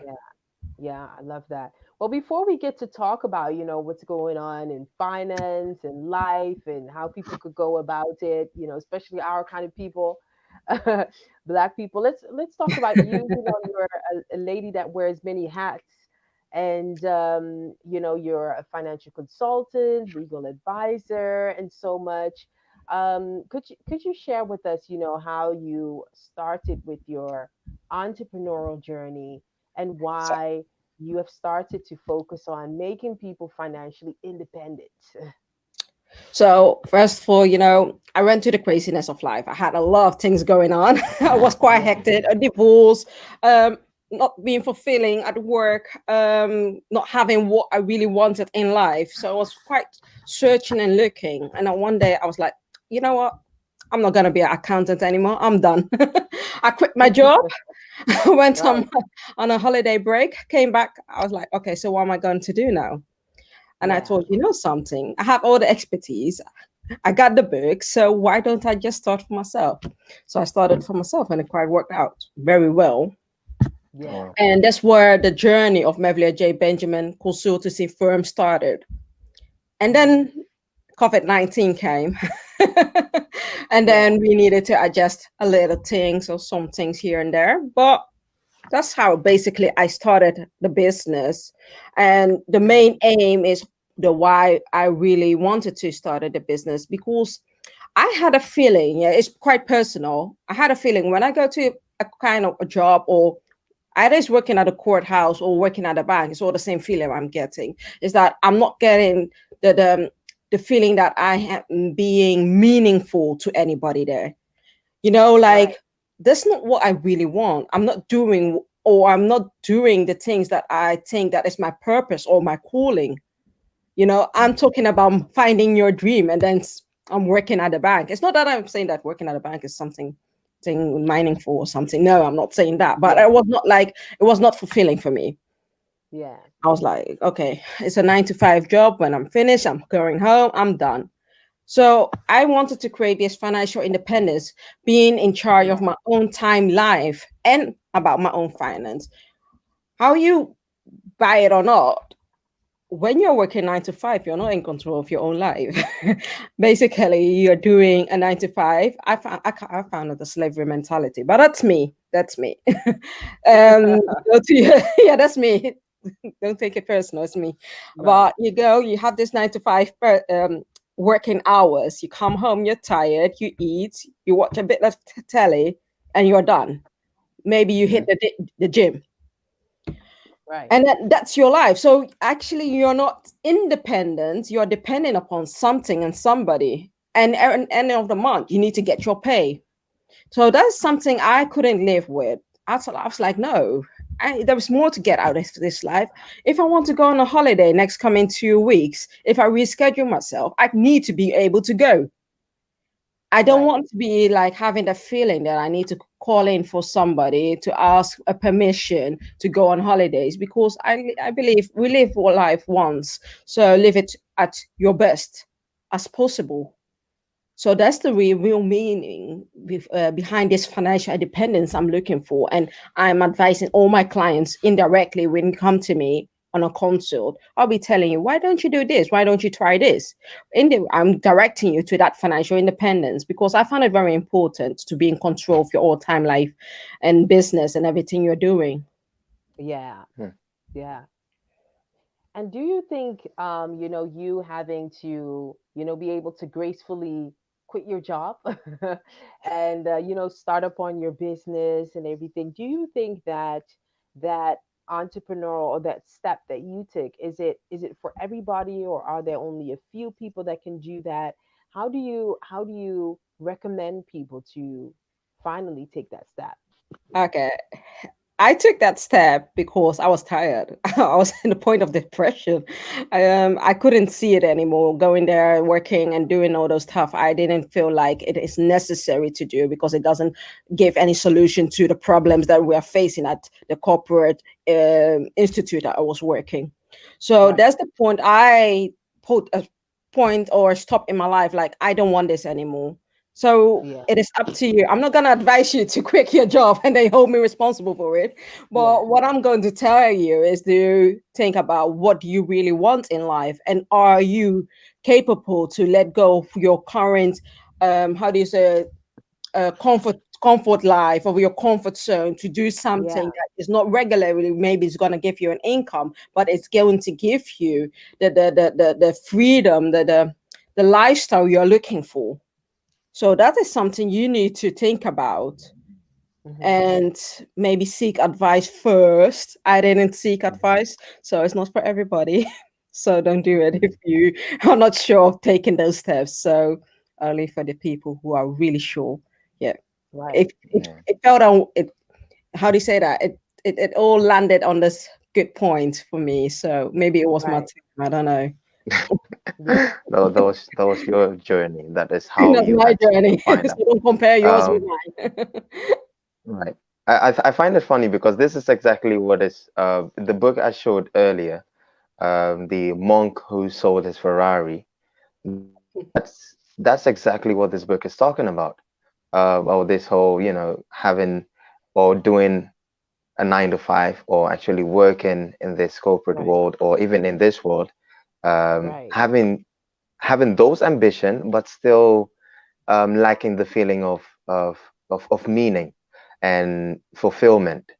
And the first book, The 12 Rules for Life, is those rules that help you find a purpose or a meaning in life, or articulate that, and then you can find your own way. Because I mean, people can still do a 9 to 5 and still have this fulfilling meaning, right? Not everyone who works at the bank necessarily isn't doing something they don't want to be doing, right? You can still do that and still come at home and feel that you're of worth to your community, or to the earth, or to humanity. So it's still possible, but I find that most people, we haven't had the time yet to articulate that exactly what we feel on the inside, or what we like on the inside, to create a way towards that, towards finding that. And having a 9 to 5 job, will not give you the time to find out. So some people, in their like in the book, this guy had an heart attack, and that's when he literally, so something literally had to stop him, and that's when he sat down and thought about, hey, I'm a successful lawyer and all this, but okay, I'm not doing anything meaningful. Other people go through a burnout or on the verge of a burnout. That's when they really have to sit down and think about their way forward. Or other people just stumble upon books, and we I'm one of those lucky ones. I don't have to have hit a wall to know that, hey, the road I'm heading isn't good for me. So that's why I like reading, or I like listening to other people, their stories, and I adapt really quick. So I listen and I'm like, okay, I I know I'm doing this right now, and I can hear you've done exactly the same. Okay, this is what I have to be careful of, and I incorporate that, and I start reading other things that help me steer my path a different way. Uh, but so yeah, I will have to say I'm on the same journey. Like, I'm also trying to find this meaningful thing in life and see how I can be financially independent, and yeah, to pursue what really makes me happy. Yeah, I just had to say that real quick, just to in addition to So, Beverly's story. so when was that point for you, Meverly, where you like understood what you really want to do? You explained the point where you were just tired of it, but there comes a point where you're able to express it, you're able to explain it. When did that come for you, and how did you discover that?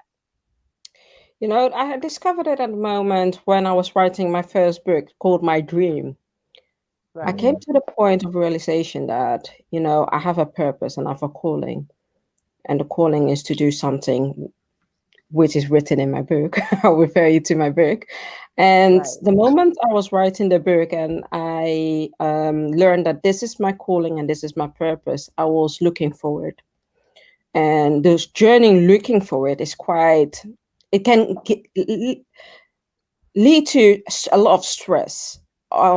I went through a lot of stress getting what I really wanted, because I thought, okay, maybe my life is going to be in a corporate world and stuff. And that is really what I wanted. So finally, when I got the job, I was like, yeah, I'm in the corporate world. I'm happy, this and that. No, I wasn't. So at some point, I was like, it didn't, when you wake up in the morning, you kind of plan what you're going to do for the day. I Yeah. woke up in the morning. I went to work. I didn't plan anything. I was just sitting there and I was looking out at the window, and I stood up and I went to my boss. I said, I want to quit my job. And when I quit my job, I went on the holidays, thought all about it. What am I going to do? I said, I'm going to start a business. That's where it all started, because I didn't want to go back. And the background education what you have is leading you to what you want to be in life. Like, I did a corporate and a financial, so obviously you'll be thinking either I'm going to work as a lawyer, or I'm going to work as an accountant or a banker or whatever. So that is the education that it draws you to where you need to go. And I was like, I didn't study entertainment, or I didn't study how to write a book or something. I was like, this is what I have. And it is something, it is a calling and it's a talent. So why don't I work with my talent? When you start thinking like that, you don't have the backbone. When you come from a Ghanaian community and now you tell your parents, I'm going to write a book. She's like, what? How are you going to generate income and stuff? Those are things that if you're not bold enough, not fierce enough to take those kind of decisions, you'll probably be stuck there for the coming 10 years before you finally decide to do whatever you want to do in life. Yeah. And I told by myself, something, I'm quite young. So if I don't do it now, when am I going to do it? When I'm 40 or something like that? No. Let me just grab the chance and see how it looks like. And if it doesn't work out, it doesn't. But if it works out, then praise him. Yeah. Gotcha.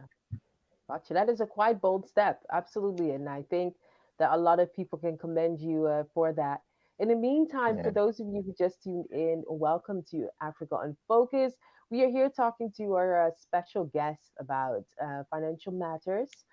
Gaining Financial Independence with Meverly Adjhei Benjamin, who is so much that I can mention: financial consultant, legal advisor. She's an author, and so much more. And she's here to talk about, this important topic, financial independence, really mastering that bit of life, focusing on you, finding out what your bliss is, what some would call it. And we are talking about that and so much more. So if you are listening from wherever you're tuning in, if you're on the Facebook platform, sharing is free, sharing is caring. And of course, if you are listening via YouTube, you can also spread the love and share the link with all of your peoples around you for them to join the conversation as we talk about money talk, gaining financial independence, and so much more. Beverly, I really commend you for, taking that bold step and just, going into your own business, just going for it, and starting on something and really realizing that place where, okay, now it's time. A lot of people struggle with that, especially women entrepreneurs, really find it hard to kind of navigate, when do I take that step? Could I be able to take on my bills? Sometimes even I have children or anything. What helps you to plan this out? Because I know that you, being quite of a good manager, you manage things really well. How do you even plan towards all of the things that you need? I work with a day-to-day schedule and I plan my things for a whole week because it's quite hectic being an entrepreneur. Because Right. next to the fact that I'm writing, I do a podcast, I do managing of the social media, I have Yeah. clients searching for new clients to pay the next bills. So it is quite hectic, but you really need to have a day-to-day schedule and plan it out for Right. maybe a week or two. It's very important to do so. And you do have some clients that are work quite demanding. Yeah, they can take a lot of your time, but you need to be able to tell them, something. This is the time I will have for you, and this is your time. What are your questions? What can I do for you? And if you do understand the client, you need to cut it off, because most clients, can tell you the whole life story, but you already know the essence of the story. So then you cut it short, because Right. quite finance, when you need to do a whole research or tax fraud or something where people are in debt for over 40,000 euros, it takes like more than 8 hours to get it Yeah. straight, and then having the client, informating the client how it works and everything. And then you need to combine it. Like if you take 16 hours for one client, you need to know how much are you going to charge the client, what is reasonable, and what can the client even afford, because you need to know that if the person is over 40,000 in debt, if you tell the person to pay around 600 euros or 800 euros, you'll be like, where is she gonna get the money? Right. So keeping the client, knowing what to budget, and then knowing that, okay, if I charge this client 400 euros, my next job, I need to be able to charge around 500 to be able to compare or to, create an income for yourself and create an income for the company. So that is why it's quite strategic, actually, sometimes when you're doing like that kind of financial planning. Right. Next to that, that is short-term planning. But in a long essence, in a company, you have a long-term planning, like a 5 years planning. So knowing that if today you don't have it, you need to have it about 3 months, because you need to pay this about 6 months. That is how you need to plan in a business. And it takes a lot of time, because sometimes I can be awake up to 3 a.m. and then waking up the next day or the same morning at 6:15 to get to work, get my child ready, get myself ready for my next appointment. So it takes a lot of time and energy in the early stages. But when you get the things all round up, and you have the, how do you say that in Dutch? You have it in the fingers. You are managing it. Then you know that, yeah, you are having a grip on it. Then you know that you can move on. The first few months, you'll be like, where did I start this again? But about like 6-7 months, you will feel like, okay, now I'm getting it in the fingers. I understand how the business work. I understand the kind of clients that are coming in this season, because it's very strange, but every season has its own clients. So those are things that you will like focus yourself on. Yes. But like what I'm saying, in the first end, you shouldn't give up because it's quite hectic. But that's how it is when you start something new. Right. Yeah. And So, what does financial independence mean to you? What it means to me is to be financial free, being able to tell myself, okay, I want to buy this, and being able to buy it without thinking about it like 4 or 5 times. That is financial independence for me. And what leads that financial independence is that financial freedom, that having that quality of life. And that's what I was missing when I was working. I didn't have a quality of life. I was earning a lot, but I didn't have a quality of life. And that's what is something. that mean? The quality of life is in to being able to enjoy life. Like on a Monday, you have a work day, and then in the evening, being able to go to dinner without thinking about, okay, tomorrow I'm gonna have another client, or I need to sleep early, or I need to do, having that time of, you are really living into your in the timing. It's not like you're living to put bread on the table. No, you're living to be somebody for somebody, or to be a person that you feel like being called to in life, whether you are a believer or not. Everybody has a goal in life, having that feeling that I am valuable. That is something what I really wanted, that being valuable for another person. And that's something I missed when I was in the corporate world. I wasn't valuable. I was just a number. You, yeah, I hear that too. Like I'm just a number. Well, I mean, the corporate world, you're always replaceable. Yeah. So yeah, but I assume one thing that also keeps, because I mean the entrepreneur world, you work a lot of hours, sometimes more, and actually often more hours than you would in the corporate world. But I think if you're doing it like the fun and the feeling of having doing exactly what you wanted to be doing, that makes it more bearable. That also makes you put in the longer hours that you wouldn't have the energy for in the corporate world. Now you do have the energy because it's just according to your core, I believe. I don't know how you experience in it, but can you please elaborate on that feeling? Yeah. Thank you for that question. It's totally true what you're saying, Donny, because I'm a week. Sometimes I can work 70 hours a week, but it's so fulfilling, and I'm doing what I really love to do in life. So I can't even, sometimes I'll be like, really, have I been working 16 hours straight on? But because I'm so in the moment, I'm so satisfied of what I'm doing, and I know the outcome that will come out of it, and the benefit I'm going to get out of it, and the benefit the client is going to get out of it. I don't even see it as a job. I see it as a passion, a hobby. So that makes the difference between really like when I'm working under a boss or doing something that is obligated to me to do, than working for myself and seeing it as a hobby, a goal, something that will benefit one another. Have you had a lot of entrepreneurs around you, like in your family uh, or your friends? A lot of them who, carry their own business from where you I'm draw the this first. inspiration I'm the from. first. You're the first. Oh, that's Yes. See, people, you can do it. Yeah. I love that. But So it let's does let's take a talk lot of about. courage. Yeah, it does. It does.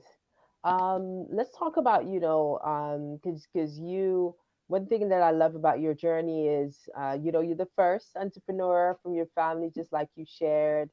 You're a consultant, and you've written several books, relating to, life and your dreams and financial management and things like that. Just to ask some things for the youth, for the young people growing up. because also in your podcast you touch on important topics, buying a house and getting things in order. Could you share with us, like, what are some of the things that especially young people you know um, run into as it relates to life, that they should be like watchful of, that they should be careful of as it comes to building their lives? What are some of the things that you are really passionate about to touch on? Yes, that's a whole lot, a power packed question. Let's start from the beginning. First of all, what I see nowadays is we are leading ourselves by this called social influencers on social media. It's like, everybody has this Balenciaga, Versace, all those Expensive kind of things. things, the expensive things, around Yeah. 600-700 euros, and every month you need to buy a new pair because you need to add in that group of all that society actually. And I'm like, it's nice to have those kind of pair of shoes. They're nice anyways, but what is your future gonna be like if you're 25 and you don't have any savings, you have a lot of student debt, and you're still not done with your education? That's my question actually to you.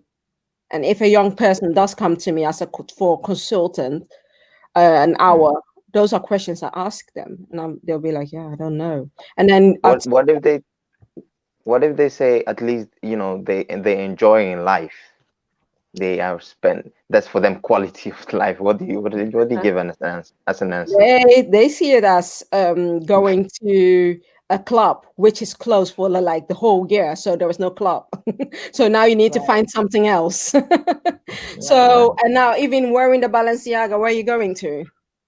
Yeah, to the college or for 1 hour or something like that. So now at this point, this COVID-19 makes you see the essence of life.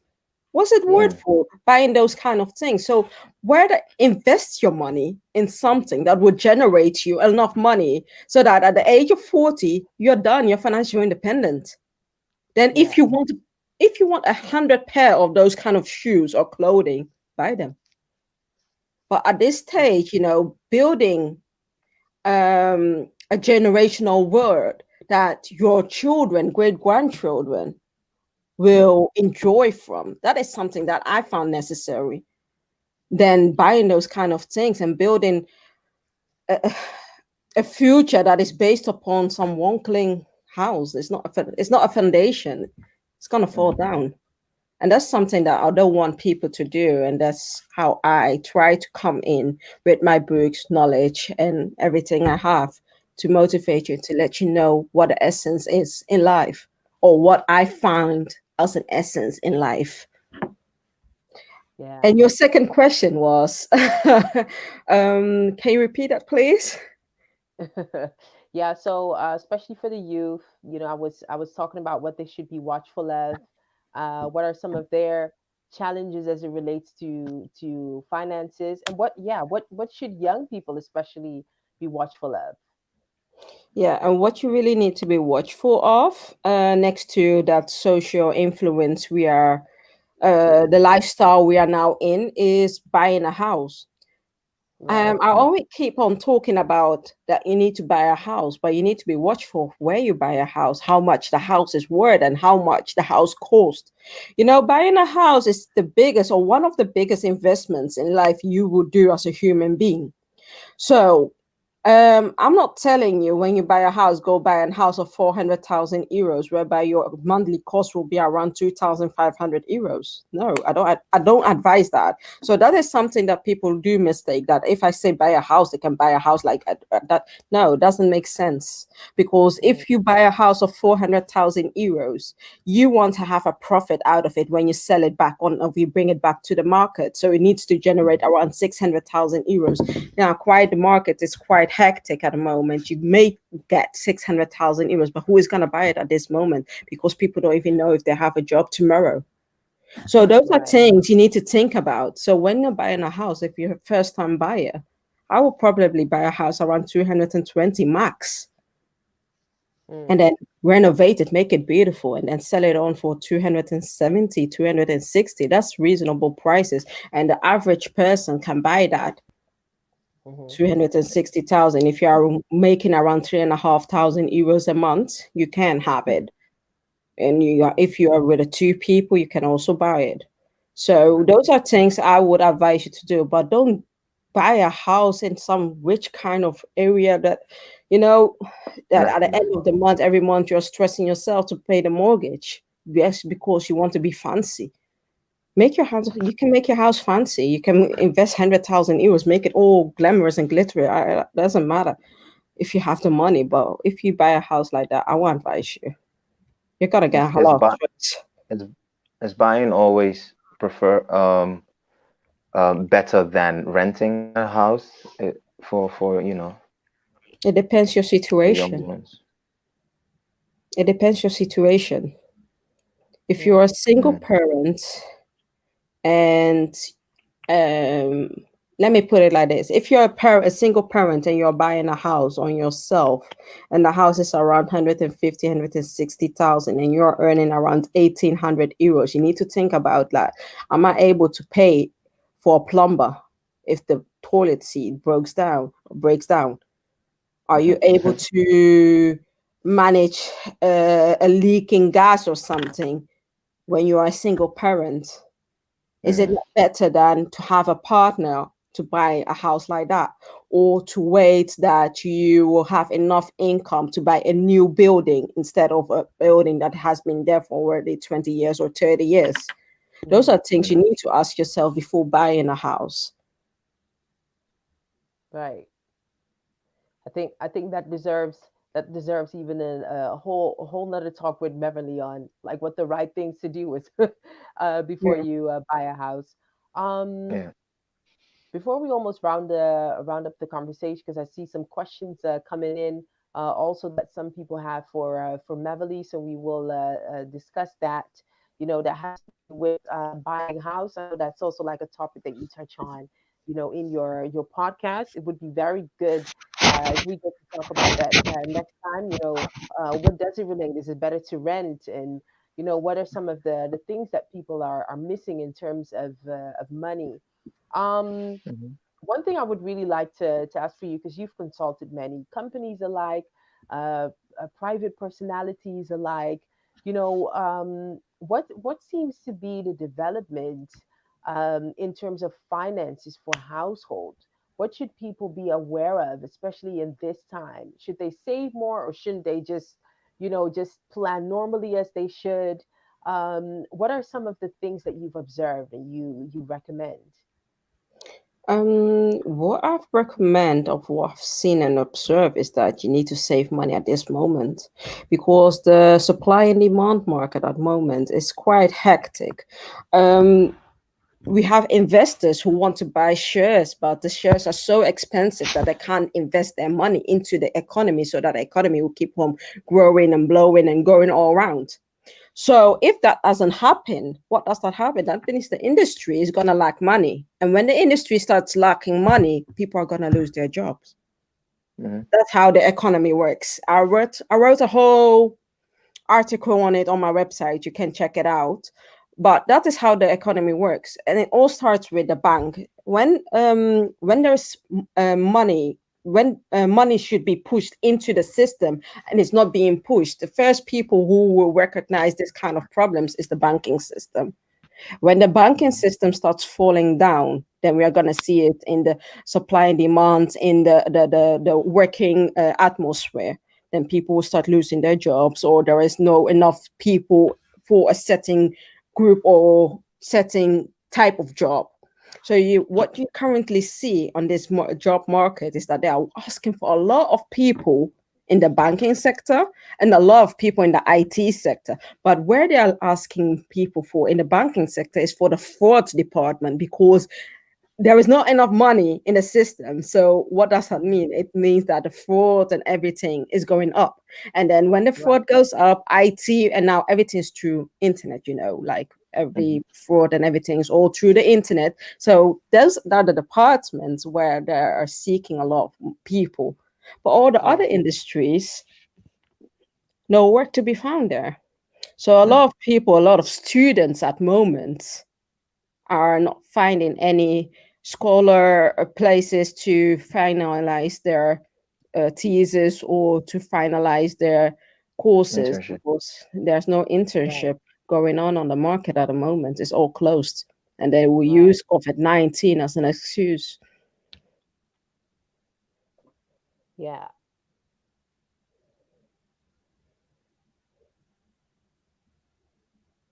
I think okay, I had to make sure it wasn't me.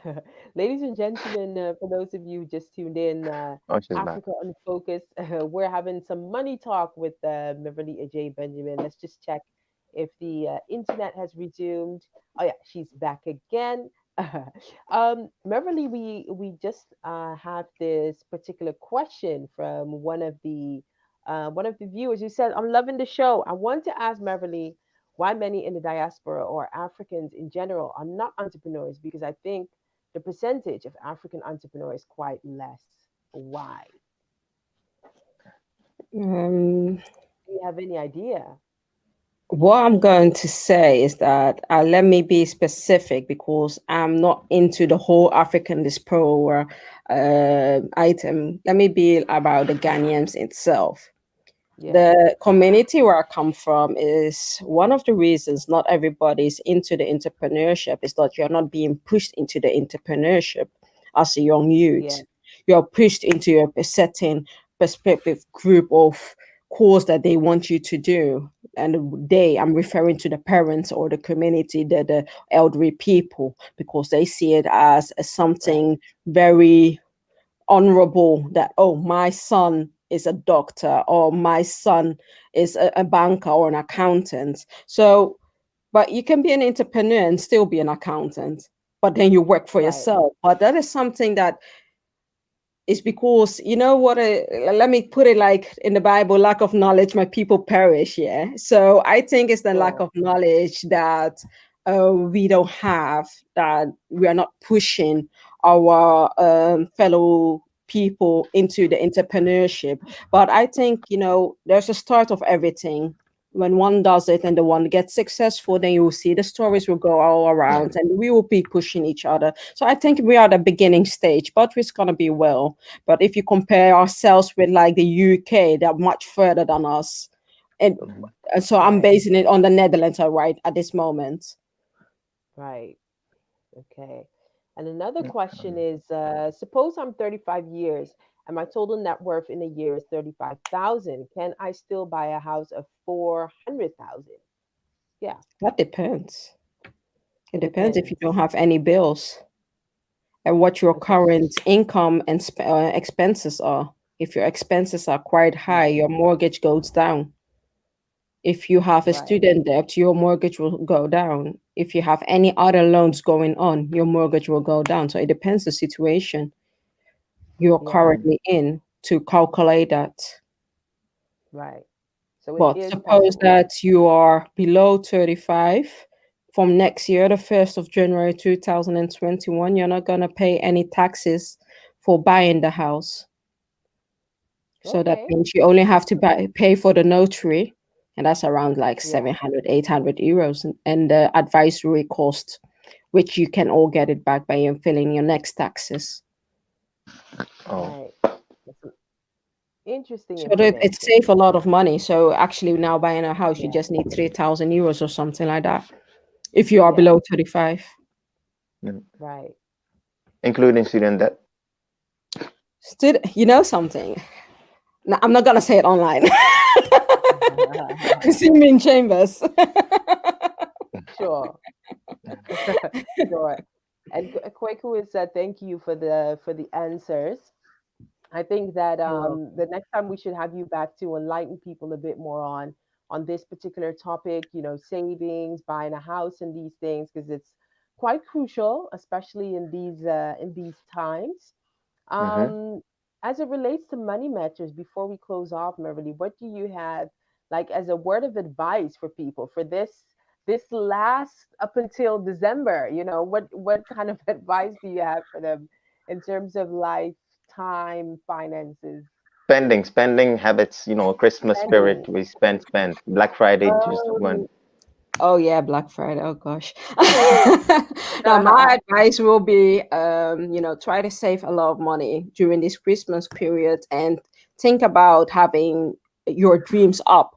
Even though we are in a very strange pandemic at the moment, but you're still capable of achieving whatever you want as long as you have life. So I would advise you, if you need inspiration, to read my book, My Dream, and find out how you can be inspired and find yourself again after this whole strange period we're living in. Very strange period, very. And for those of you who might not know, you can visit. I've shared Meverly Adjhei Benjamin's website on the link, so you can always revert back to check our website where you can find more information. Also, some free advice via her podcast, where she gives out info as to buying a house if you're traveling and so forth, or if you're a foreigner and all these things. Very interesting topics to note. I want to thank you, Meverly, for making time for us on this evening. I hope that in the new year we can have you back on to go a bit more into detail. Of course, we don't want to give away your services, but just slightly a bit more info on the money matters, and especially the life, so that we can manage it well and that people could go onward and do something with the knowledge they finally give. Again, thanks so much. Where can people follow you on social media? Yeah, you can follow me on LinkedIn, Twitter, Snapchat, Facebook. My name is Meverly Adjhei Benjamin, and that's the same as my website, meverlyadjheibenjamin.com, and the email address mb@meverlyadjheibenjamin.com. Thank you for having me. Of course, and thank you for being on board with us. Have a good evening, and we will definitely be in touch. Thank you. You too. Bye-bye. Bye-bye. All right, Donny. I do my best, like, to keep it in time, but sometimes our conversations just go on. And yeah, I think it's next week is our last time before we're probably going to be on the motherland, isn't it? Something like that. Keep being secretive, Donny. All right. Thanks so much, everybody, for watching and tuning in. I just want to give a few shout outs to Kweku Nesta. Who else? Yogesh Katik. This is a new face. And also Blackpool Marketing and Entertainment. Thank you so much. Yeah. He actually went on and said, politicians should try the vaccine first. Next week we should talk more about that vaccine thing. Who said that? Blackpool Marketing. Politicians. Let the politicians try it first, but we should definitely go a bit more into that. And shout out to Blackpool Marketing. Yeah, absolutely. And also shout out to Marquette Broussard, who's saying greetings, Mala, chiming in from Spain. Thank you for chiming in from Spain. We love that. On that note, this was the end of Africa Unfocused. We will be catching up the recaps on the podcast platforms again, where you can stream on Spotify, Apple Music, and all of that. I'm your host, MS.ABA, alongside Donny, who wants to be preferably hidden online because he keeps reading his books. And you can follow me on Instagram, all of the socials at This Is MS.ABA. Yeah. MS.ABA everywhere. We're closing off with a collab of King Promise, Darker Vibes, so that you can get the groove happening. Stay blessed, stay sound, stay healthy, and we catch you next week. Yes, bye-bye. Bye-bye.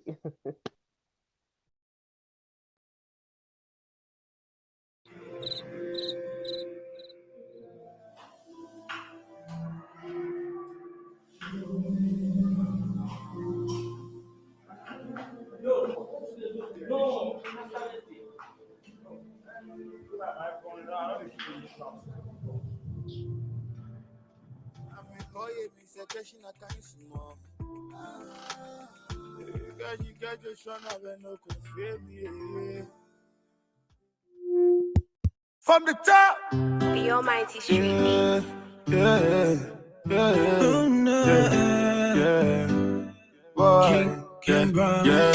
Cash on the mommy again. Yeah. She refuse to do me like wobbe. Yeah. Same taste, sipping gin, lime and more. Yeah. She the make a craze with her body shape. Yeah. Give me good soup on a Sunday. Yeah. Follow for you on the first day. Me bow your dimmy nice one, yeah. Oh, I change my girl home for a while. Oh, I change my girl home for a while. All the man I was just a good school, yeah. Won't make you know, say I do wow. Won't make you know, say I do wow. Never let you go, say I do wow. I put all the energy you give me in the song. All the good vibe you give me in the song. I put all the love that you give me to everything. My pretty little things, see I never. Put all the energy you give me in the song. All the good vibe you give me in the song. I put all the love that you give me to everything. My pretty little things, see I never.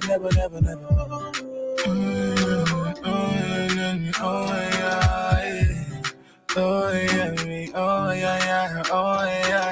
Girl, I give you my body, girl, I give you my soul. I give you anything you want, make I know. Oh my girl, you blow my mind, yeah. Can you move like a boy, love me, come on. No need to any my face, like I know. Oh my girl, I know the lie. Everything, baby girl, you be everything. Say your vibe, you be everything. So for your love, baby, I just sing. Yeah. You get back. You ask from you. You love me back. I put all the energy you give me in the song. All the good vibe you give me in the song. I put all the love that you give me to everything. My pretty little things, see I never. Put all the energy you give me in the song. All the good vibe you give me in the song. I put all the love that you give me to everything. My pretty little things, see I never.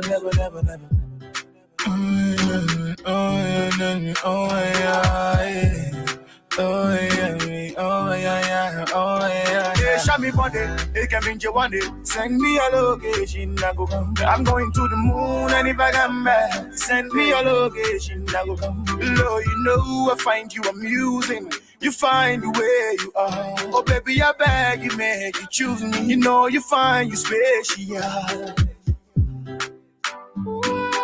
Mean you want grow. Mean you want grow. Mean you want grow. Shake. Mean you want grow. I put all the energy you give me in the song. All the good vibe you give me in the song. I put all the love that you give me to everything. My pretty little things, see I never. Put all the energy you give me in the song. All the good vibe you give me in the song. I put all the love that you give me to everything. My pretty little things, see I never. Pretty little things, see I never let you go. See my pretty little things, see I never let you go. Pretty little things, see I never let you go.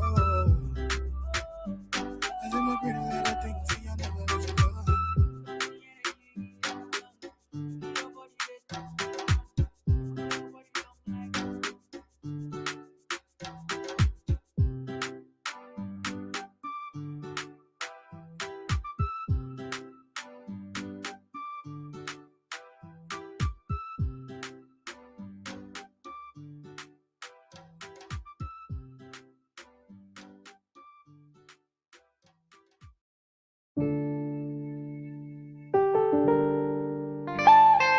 Chulo.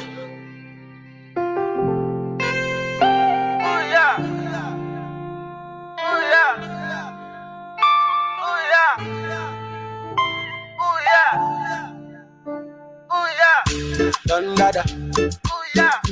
Done dada. Now we be done dada. Yeah. Done dada. We be done dada. Now we be done dada. Tell me how you feeling. The people you dey help, say na them go fuck you up, eh? Not gonna tell me how you feeling, yeah. The people you show love to, na them go fuck you up, eh? Yeah. Today broke is a fuck up. I get guys when I bring up. I pick them from the bus stop. Now if I call them, they know they pick up. All these guys get the insult. So nice and I won't stop.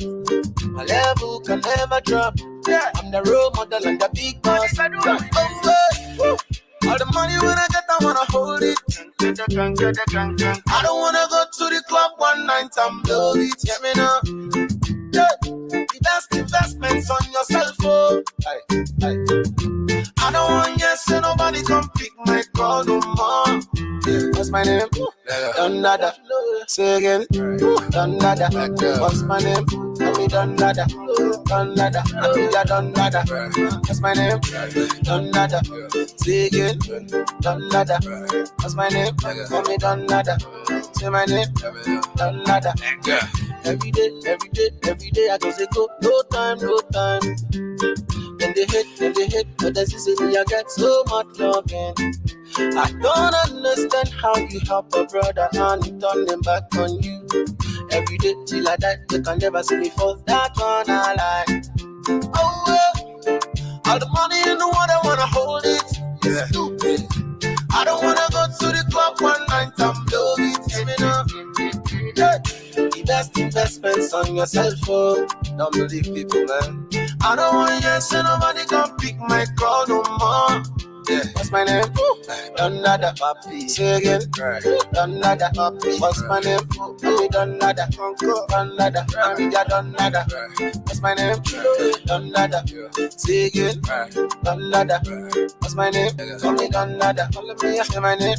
I'm Donny Addison. Oh, I love me. Stupid, happy, break, chill out. Right.